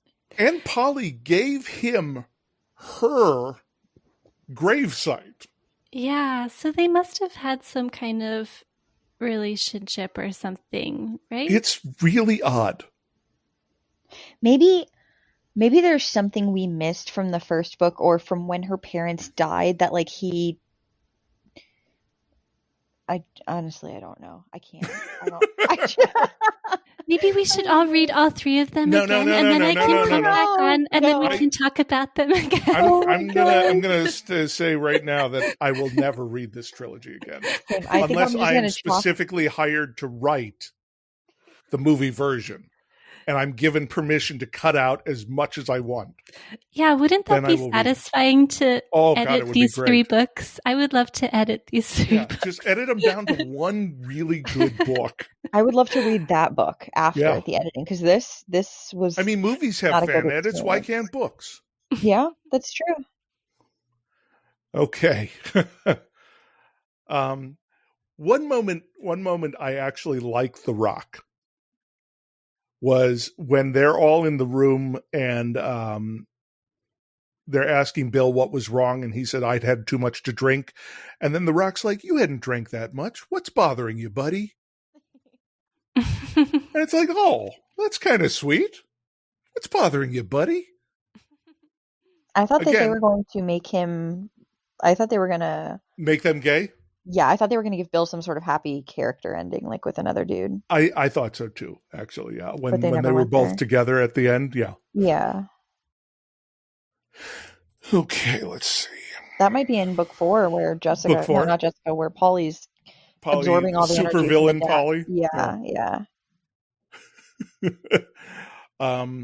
I really like the idea that Nick felt scared in the room but didn't know why, and he felt scared because he knew what blood smelled like. Yeah, that was cool. Yeah. I do like that, but I feel like he would have he would have smelled something. Like there would have been a smell in the room if she had died there. Like don't people probably like release their business? Oh yeah, that is true. That is true. People do tend Plus, to release their bowels. Gunshot, like wouldn't there be smell from the gun as well as the blood? Yeah. Okay. Yeah. Maybe he shouldn't have mentioned that at all. I don't. That's what. Because at first I was like, oh, that is kind of cool, but then I was like, I liked the feeling. Like I thought he was going to go into a more spiritual. Like there was this like feeling of death and darkness in the air, and that's what it was. And when he went to blood, I was just like, oh, okay, I guess. But thinking more into it, I don't think I'm satisfied. Yeah. Huh. Okay. That was the sound you make when you're like, yeah, I didn't expect you to have that much of an opinion on the blood. Okay. Cool. I agree. No, I agree, actually. So this is when Katz's little scheme happens, and all of them are getting up to leave the room, and then Clark comes out of Polly, which is really cool. And Jessica doesn't even recognize the voice, and I like that a lot. And Polly's got the shotgun because, of course. But then Maria stands up from her wheelchair to make it like this is again Maria only mattering to the point where she is a plot function. It's like if we didn't think that she was wheelchair bound, this wouldn't be a surprise. So basically, it's we've been lied to, and all the characters have been lied to. Yeah. For a ridiculous reason, too, because they're like, what was your ultimate plan? She's like, I just thought that if I stood up, I would look at your faces and I would know. Yeah, right. It's so like, dumb. Okay. She really didn't need to be in these books. She didn't. Except for as another red herring, like, because we think she's going to blow up the boat. Or kill everybody. Because she's going to make them all pay. I want to see them all. But then Bubba knew about Katz's plan. Because he knows everything, and it's annoying.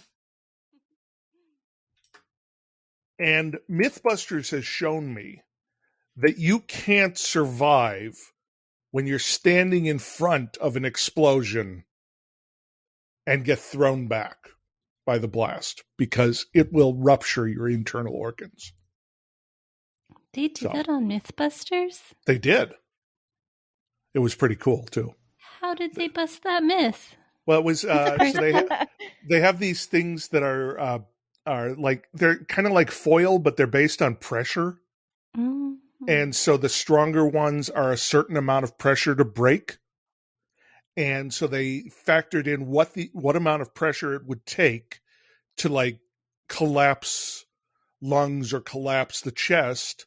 And they put them at different lengths from an explosion, and they measured how far back you would have to be to not have your chest blown in.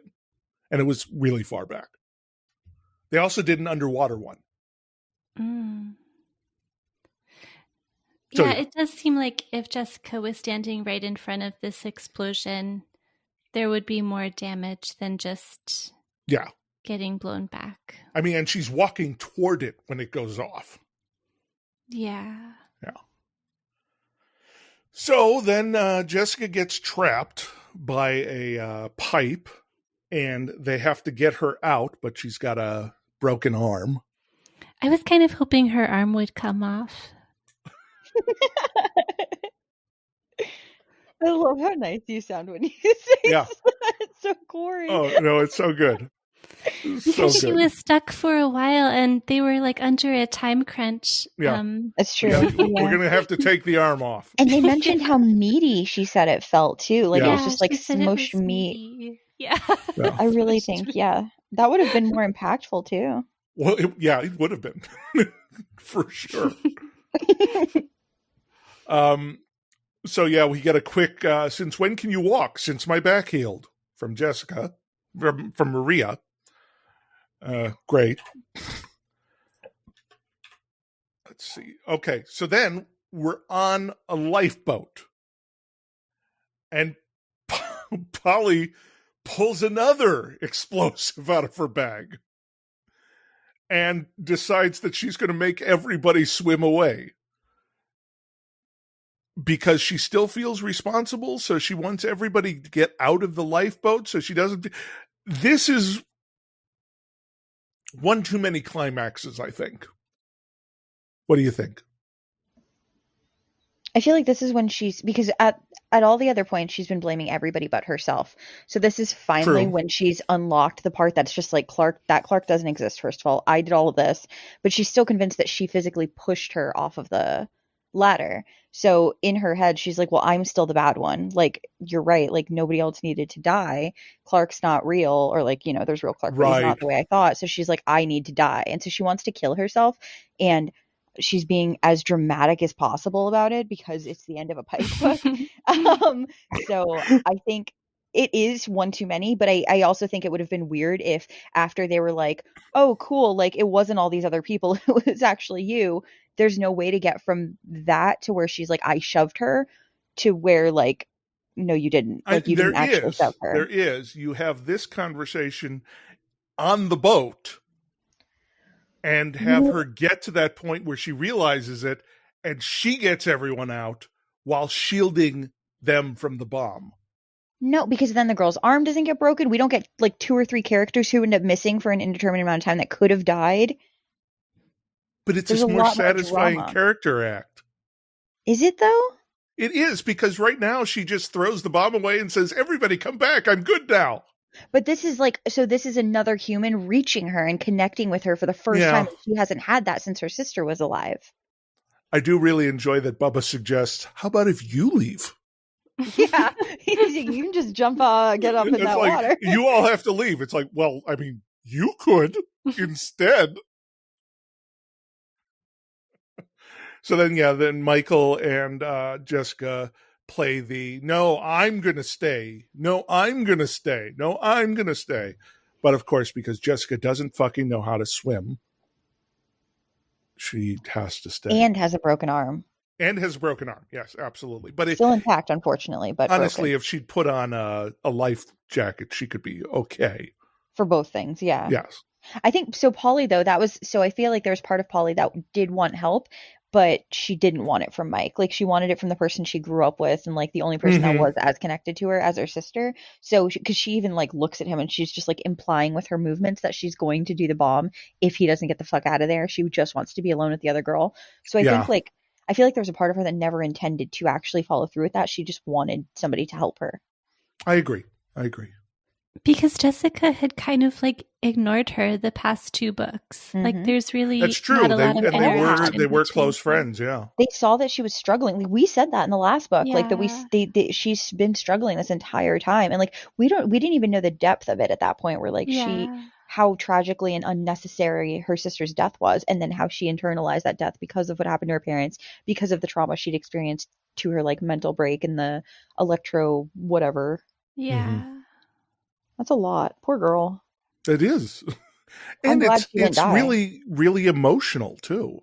Yeah. And that's really what this series needed, was more viscerally emotional things. And so that, like, because that is tragic. First her parents and then her sister both dying of avoidable accidents. That's with her rough. like right there arguing with them. And like, obviously it's not her fault, but you can understand how she would internalize that and be like, well, if I hadn't been arguing, they would have been able to pay full attention to what they were doing. And so technically, like, if I hadn't been there. But it's not like, it's not like it was an intentional thing or anything like that. But it's just, especially since she's like 17, 18, like that just must be really rough. I would struggle with that now as an adult. Absolutely. So after we get away from the boat, they all wash up on the shores of Catalina, which was not far from the boat, thankfully. Real Clark, comes to visit Michael and gives him a painting of Alice. Pretty nice. Also weird. But he goes to say, look, man, I didn't know what you were going to do. Of course I hit you because you might have killed me. Because I don't know any of you fucking people. Like, you showed up in summer in a sports jacket. Obviously you had a gun. Yeah, right. He's like, I met you once at a football game a year ago. And then you show up at my house with a gun? He was like high as shit too, so he didn't even remember that meeting really. Totally. Yeah. He's honestly another victim in this. I mean, not as serious, but like he's just living his own life after his girlfriend dies tragically, and this is a lot of wild shit. This guy's hunting him, basically going to his school, going to his old jobs, creepy. And he knows that he's hunting him too. Yes. He's just like, why? Why are you following me? Good Lord. So we get some wrap up. We get some obnoxiously pat happy ending wrap up from Michael. First of all, he's decided to quit his job at Jet Propulsion Laboratory and the 7-Eleven so he can write a book about this past year. And thankfully, he has enough sense to make it one book and not 3. I was just going to say, I'm glad it said book and not trilogy. A book, yeah. Not a trilogy. Michael's mom has the baby, not named Alice. Named Anne, which of course we all know is Pike's sister's name. But Anne was Alice's middle name. Wow. Conveniently revealed at the end. Yeah. Polly is in a hospital, taken care of by the best, probably in trouble. She did, after all, sink a cruise ship. Let's and see. She, probably killed her aunt, and she caused that float to be destroyed. Yeah, that's true. Like she's got a lot to answer for now. The aunt was maybe though, because she even said, she was just like, did you really do this? And she's just like, well, she was really difficult to deal with. But when we were even in her wild mind, she got home and walked inside, and her aunt was already dead. So I feel like I really don't. It is possible she didn't kill her aunt. Yeah, I was only thinking that because she was convinced that Clark killed her. Mm-hmm. Yeah, and so because Clark lived in her mind, maybe that meant that she was responsible. But I guess we don't know for sure. I hope she didn't.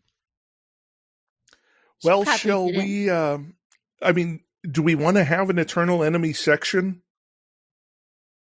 Is the eternal enemy mental health issues? Trauma? Because she's not really the bad guy, and neither is Clark. Right. I mean, if there's a bad guy, it's Polly. But at the same time, she's complex enough that she's not really the bad guy. So, let's say the first 2 books are the eternal enemy. The fact that this is a trilogy is the eternal enemy. Yeah. The publishers are the eternal enemy. And the lack of sex education in this public school. No, actually, that is the worst element of all of this. It's true. Is that all these 18-year-olds don't know how to use condoms, and that makes me very sad. If only that school that I can't remember the name of had not closed down. Mesa, yeah. Mesa, a good name. Thank you. Instead to go to Tab. Oh, yeah. Well, let's move into Thirst. We've already talked about a lot of stuff in Thirst, but I do have one paragraph here. He kissed her. She didn't see it coming. She quickly decided those were the best kind of kisses. They fell back on the bed, and she felt his hands on her body. I just realized who this is. This is Russ and Sarah. It was incredible. She couldn't even count the number of places he touched her. It was absolutely the most exciting thing ever. I like she was that. What? It was absolutely the most exciting thing ever. I love it. Exclamation point. Yeah. She was just about to slip out of her robe and give him a night in heaven to make up for all his days in hell when he suddenly stopped and sat up. I shouldn't be doing this, Sarah. Russ is the worst. Yeah. Anyone else have any thirst? I don't, but this whole book is, again, the horniest. It is very horny. Yeah. Dude, when it's so funny. I was reading this book and I got to like maybe like the 7th or 8th horny thirsty time, and I was like, this is so funny. Cooper's gonna like this one more. And then you messaged me and you were like, I like this book way more than I like the other books. And I was like, oh my fucking god. I mean, I know other stuff happens too, but I like it for a lot more reasons than the horny. Yes, but I do enjoy that as well. It's just on brand, I think. Even though most of the horny is simply trying to figure out how to use condoms. or like weird inappropriate yearbook comments. So it's interesting horny. It is. I don't know if this is meant to be a horny sentence or if it's just my interpretation of it, but when Jessica was in the bathroom kind of waiting for Bill to get there, she was in the shower, there's a sentence that says she wondered how long Bill would be. Like, does that mean she's like waiting for him in minutes? Oh, I did not pick that up on that way. Oh my goodness. She's like trying to imagine it and like thinking back to that one class that she had half of with the banana and the cucumber, and she's like,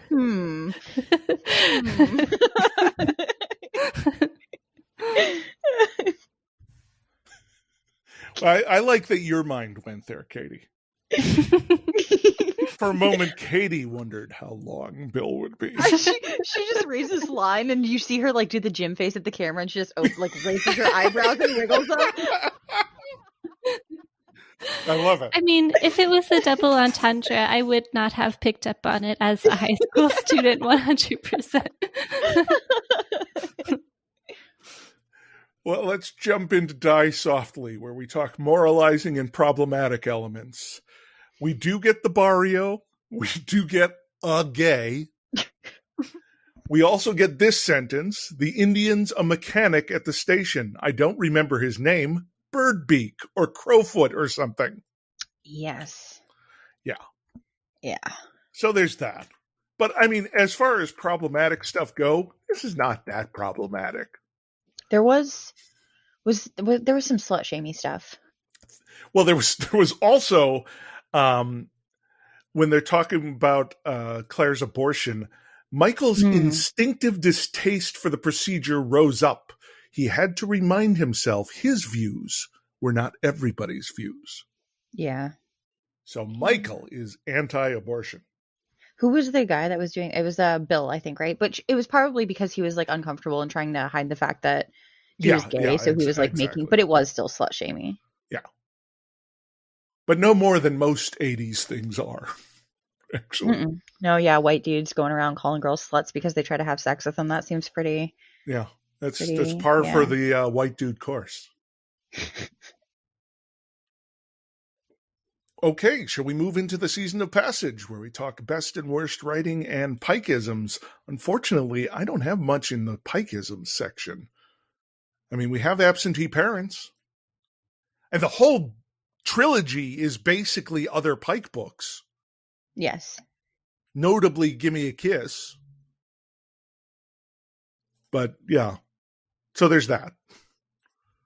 But I do have a number of good quotes, and I'm happy to read them. But do either of you have any? We mentioned it, but the green eyes thing, that's like another one too. Oh, yes, we do have the green eyes. Yeah. And no, I don't have any quotes for it. So one thing that I liked, so this takes place at the graduation. They had someone speak who was kind of like this business leader. They described him as a strong believer in capitalism. Mm-hmm. And he gives this speech about like how everybody should like go into business because capitalism's so important, blah, blah, blah. And then Sarah goes back up to the podium after he's done speaking, and she says, "Thank you, Mr. Verne, for your enlightening words. The world of modern business really does sound like a jungle, but I suppose even a snake needs a place to live." Yes, that was actually Sarah's one really good quippy line there, I think. I liked that. Okay, here. Jessica was not sure why she was doing this. She supposed, like anything else, virginity got old after a while. And like 100% of the young ladies in her present situation, she'd been a virgin since she was born. I really liked that. The house was silent in the manner empty houses are prone to be, yet it was not a comforting silence. It reminded him of the silence that hung in the air following a major argument or an explosion. It seemed to him that acts of violence somehow transcended time. And considering arguments and major explosions are coming, that's some nice foreshadowing. Here's Sarah on Bubba. "I will not kill him. He is fat and slimy, but he has a working heart, functional kidneys. I will force him to sell his organs to pay off the debt."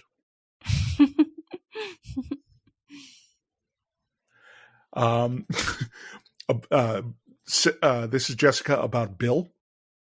"His kisses became less and less passionate until finally she began to feel as though she were chasing a strawberry around an empty bowl with a baseball bat." That's so sad. It is. It really is. This is about Sarah. "Just what she needed. A cold shower to make her as horny as a statue and as desirable as a fish." I don't understand why her shower didn't have hot water when both Jessica's shower was hot and the bath water was hot. That's because they used up all the hot water. There's no I guess. But weren't they showering at the same time?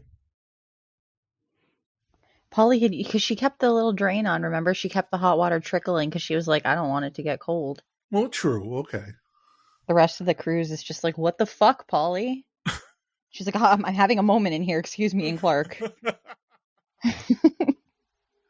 This is just after the explosion. Orange fire, black water, and a naked fist of thunder. Time could have come to the Bible's cataclysmic end, except there came pain, terrible pain. Then we also have the pain was not natural. It soared upward like a light beam fleeing the spectrum. Perhaps it momentarily yanked her soul out of the top of her head. And I have one more. It happened unbelievably fast. Oh, this is the ship sinking.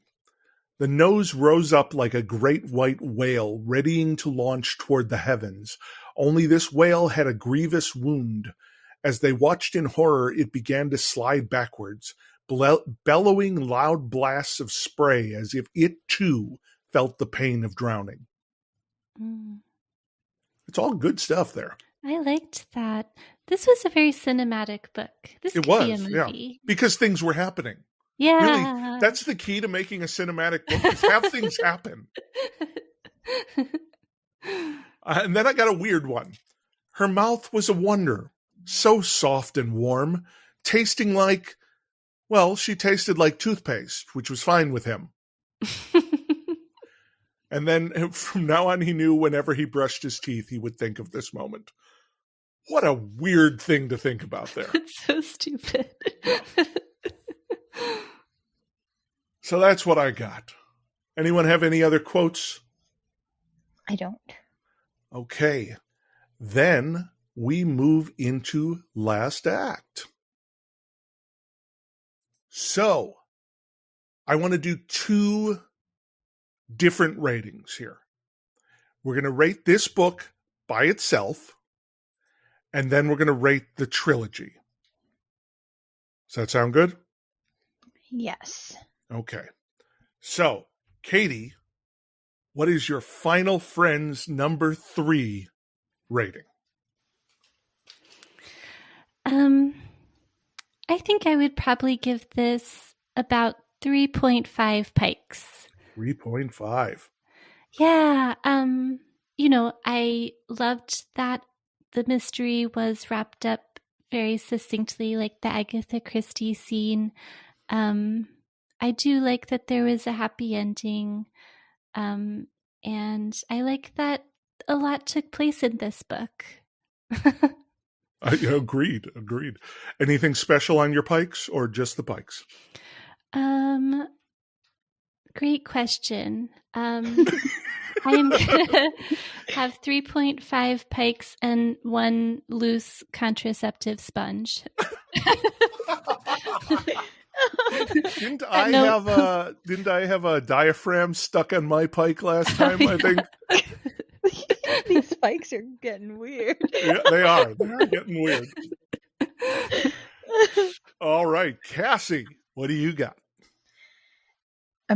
First, am I reading just this book or the whole just thing? This book. God, okay, just this book. Just this book. I would give it, I'll give it, I know it's tough. It really is. Separate. I'm trying to, it is, but I think I'm going to, okay. All right. Sorry, I had to think about it because but it helps that we're rating them separately for the whole thing. Yeah. Okay. So I'm going to give this one, I'll give it 3 pikes. Okay. And the pikes, all 3 of them are in a row along with the cucumber and the banana and the condoms on the sex ed for the half of the class at Mesa High that the students were able to attend before obviously they went to the assembly room. Those only add half a pike, so ultimately it's 3.5. Yeah. Okay, but there's fair. A lot of stuff on the table. It's a busy table. They really wanted to know what all of that stuff was. Like there's a diaphragm, there's a sponge, there's like a little bit of everything going on. They were going to get an in-depth sex ed lesson that day. So rest in peace their knowledge. Okay, so I'm weirdly conflicted here because I can't remember what I promised to give this book if it threaded the needle. Oh, I forgot that we were supposed to throw extra shit if it... No, only me. I did that. Okay. I think you promised like a percentage of a point, so don't worry about that. But I think unaided by extra, I think I'm going to give this book a solid 3. But as I promised, the fact that it threaded the needle and actually answered questions that I had from books 1 and 2, I'm going to add up my scores for those books, which was 0.5 for each, and use that as another pike. So I'm giving it 4. Really? Yay. Do you think, okay, look, I'm not trying to argue on you, but if you look at your other 4s, you say that this book is on par with them? No. Because we have to rate these from the other pikes we've read. I feel like, you're right. I feel like people would get upset with me because I did promise those extras. That's true, but maybe then your initial pike should be a little bit lower if that's the case, because I remember some of the ones you gave 4s that you really enjoyed. No, that's true. No, you're right. You're right. I can't be held hostage by previous things I said. So, you're right. I'm giving the book a 3. I feel bad too because Katie was excited. It is a solid 3. 3's not bad. Okay. It is a decent book. I mean, if Katie's I had like just shaking read, her fist at me, she's like, "Damn you, Cassie!" If I had just read this book and not read the first 2, I think it would be higher because it is an exciting book from pretty much start to finish. The problem is it walked in with tons of baggage. So, yeah. Yeah, and it just can't stand alone. And if it could, it would be worth a higher rating. But as it stands, it cannot. So it's being dragged backward. I feel the same, yeah. Okay, now we got to do the trilogy. And this is going to be real tough. Katie, you want to go first? Sure. I think that over the past couple of weeks, I've rated them like slightly higher than you guys. You have a 2, a 2.5, and a 3.5. Yeah. I think it works out well to a 3. Because 3? 1, I do really like the way that it wrapped up, and a lot of our questions were answered in the third book, and there was like a lot of really cool stuff, like the fact that Clark was imaginary and those sorts of things.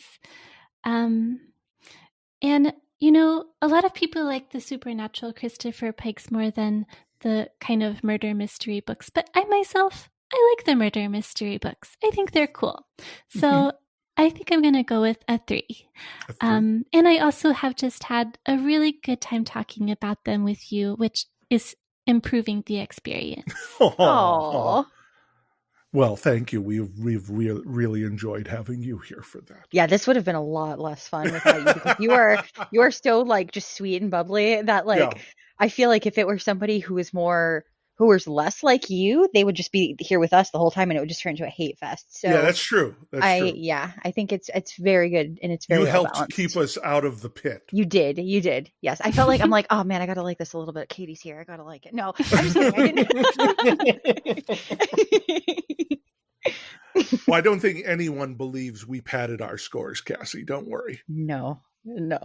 Speaking of scores, it's on you. What do you give the trilogy? Can you remind me what I did 1 and 2? You did a 0.99 because you refused to give number 1 Pike. Oh my god. Then you did a 1. Okay. And then this one is a 3.5 for you. I think I'm going to surprise everybody, including myself, with this rating for the overall series. And I'm going to give the overall series a 3. Oh, okay. A solid 3. And that, I hated book 1. That's established. I can't stand it. I don't think the series needs to be a series. At most, you could have made it a duology, and I don't even think that was necessary. But I really like a tragic sad girl, and Polly is just, she's had such a terrible time that like, I always just really like, because on the surface it's like, oh, one thing, haha, murder mystery, but then when you just like really think about if this had been like a real life situation, because this is one of the ones that's not supernatural, that it's just like these things could have happened, however unlikely some of them are, and somebody just falling from a ladder and like dying in front of her sister, like it's so sad to me that I feel like that made me like it a lot more as a whole. And also I do think that it wrapped up, like there were a lot of books that we've read by Pike that were just like, well, what about all these things that you didn't give us answers to? What the fuck? Like we have so many questions. And with this one we had a couple, but overall I was very impressed that given how long the first 2 books are, that I don't feel like they needed to be, he was able to bring some of those threads back in a way that made them meaningful when I didn't think they were. So I do appreciate that, begrudgingly, I will admit, because we heard you guys were here for the last 2 episodes and I did not like them, but as a series I am impressed with how well woven it was. I really wish it were shorter, because I really feel like this overall for me would have just been such a good, because I do prefer the vampires and the supernatural ones, but like Fall into Darkness is probably in my top 3 Pikes, and that one's just like, it's got like courtroom stuff and it's got like friends doing evil shit to each other and like manipulation and revenge, and so when those things are done well, I do really enjoy it. But when they're dragged out over 3 books, in which the first one is like high school drama, I just can't. So 3. Sorry, that's a long way from. No.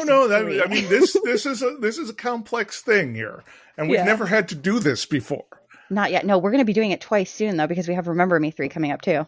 Yeah, and that ends the trilogy. You're right. But I think this is. I'm grateful for this experience, because from what I've heard, the Remember Me trilogy does not end on a high note. It goes down. It's on the lowest note. Yeah, so it goes downhill as you read, whereas this one goes uphill. So wow, what fun! Oh yes. Okay, so I'm going to give it 2,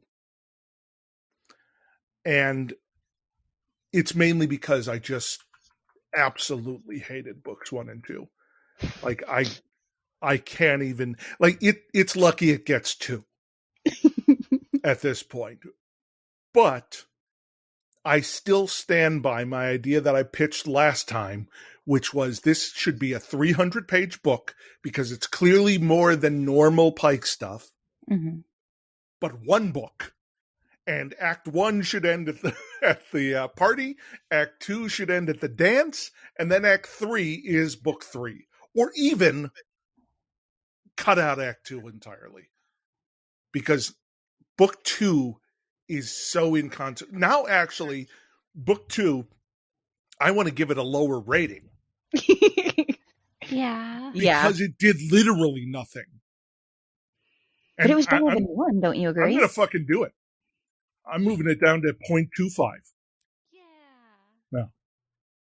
I think I'm going to stay with mine because I did hate the first one more than the second one a little bit. I won't say anything necessary happens in the second one, but there was an explosion in that I was like, yes, that's explode, true. woo, blood. Like, I was hyped for that. So that's the only reason I liked it more than 0.99, which is the lowest thing I've ever given. That is the lowest rating you've ever given. It's not even a rating. Like, if we're being real, like, what is that? So it's disrespectful, honestly, what I've done. No, it's just like flagrantly anti that book. You're just like, no. No. I do want to say again, because a lot of people, like all three of us collectively, we've given it a pretty, well, Katie and I, we both give it 3, I think, right? So that's pretty average. Yeah. Like, that's not average. This book, the trilogy is averaging out to 2.67. Okay, which so that actually puts it above 10 other Pike books. Okay, well, so let's not worry too much about how people will feel about their favorite book. Or trilogy. Yeah. I just want, because it's 3 episodes, I want people listening to know that because a lot of people told us too, like they're commenting and they're like replying on Twitter and they're just like, actually, I'm one of the ones who liked those books. And I'm just like, look, I'm glad there are people out there who enjoy this thoroughly. I'm so happy for you all. I'm happy that I've read it and that I don't have to read it again. Yes, exactly. I'm done. It's done. The end. We never have to talk about Final Friends again. Until we do a nice reunion and then we bring Katie back and we're like, remember how much fun we had? I'm going to start working on some fan fiction. I'll send it to you guys. Oh, perfect. Remember, supervillain Polly. Yes. Yeah. Everybody comes back from their first year of college and mysterious things happen. But I won't tell you what they are yet. Michael, working at the Jet Propulsion Laboratory, maybe he got involved with like a collider and opened a portal to another dimension where there are space vampires. Yeah. That would make it a lot more interesting. Lizard space vampires? That one can be called The Orientation because they're in the college setting now. And it doesn't orientation happens in the beginning of the book because like you said, it's after they leave college, so it doesn't even matter. It's that's just what we're going to call the book for some reason. Okay, well, let's bring this all to a close by thank you again, Katie, for putting up with us and our theories and somehow managing not to tip your hand at all for the entire time.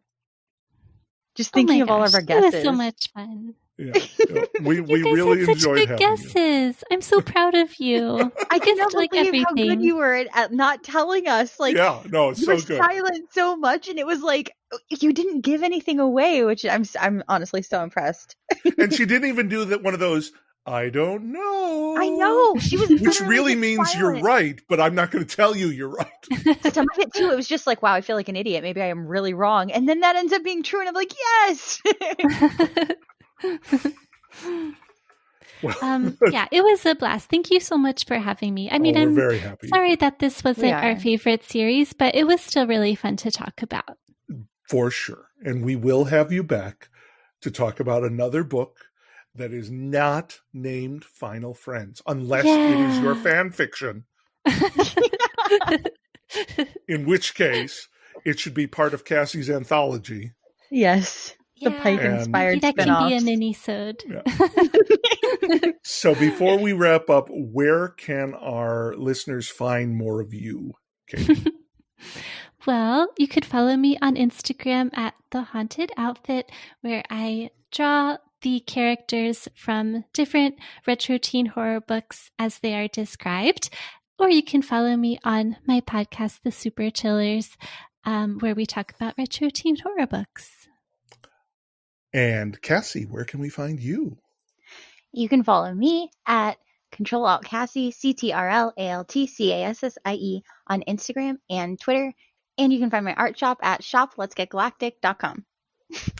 And you can find me at coopersbeckett.com and on all the social medias at Cooper S. Beckett. And please buy my books because I am a poor author. Is that too much? No, I the little stand out. He's like, buy my book. Buy my book. Except it's you. It's the cutout of you. Yeah. Oh, pretty much. That's where I'm at right there. No, we support it. So where can our listeners find more of our podcast, Cassie?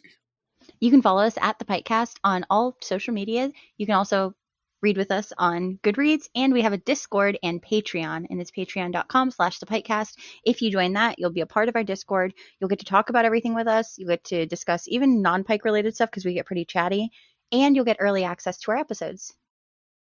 And we are as always so thrilled by our wonderful patrons and the amount of time they spend chatting on Discord, and just it's really a fun little community we've got. It is. Everybody's so nice. Very nice. Okay, listeners, your homework for next time is The Listeners. Ooh. It's another adult Pike book. It's a chunky boy. Are you ready for another big one? Cooper, can you... Good Lord, I didn't intend that way. But as soon as I said it, well, I mean, Katie was wondering. Sorry. So, yeah, I think it's best if I just sign off before I do more damage. Until next time, listeners, pleasant dreams. Woo! I forgot how my woo should have sounded.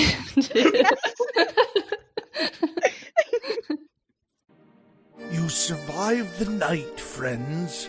You can peek out from under your covers and see the first blues of dawn out the window. Thanks for spending the night with the PikeCast, and we hope you'll join us again next time. Until then, Pikers, pleasant dreams.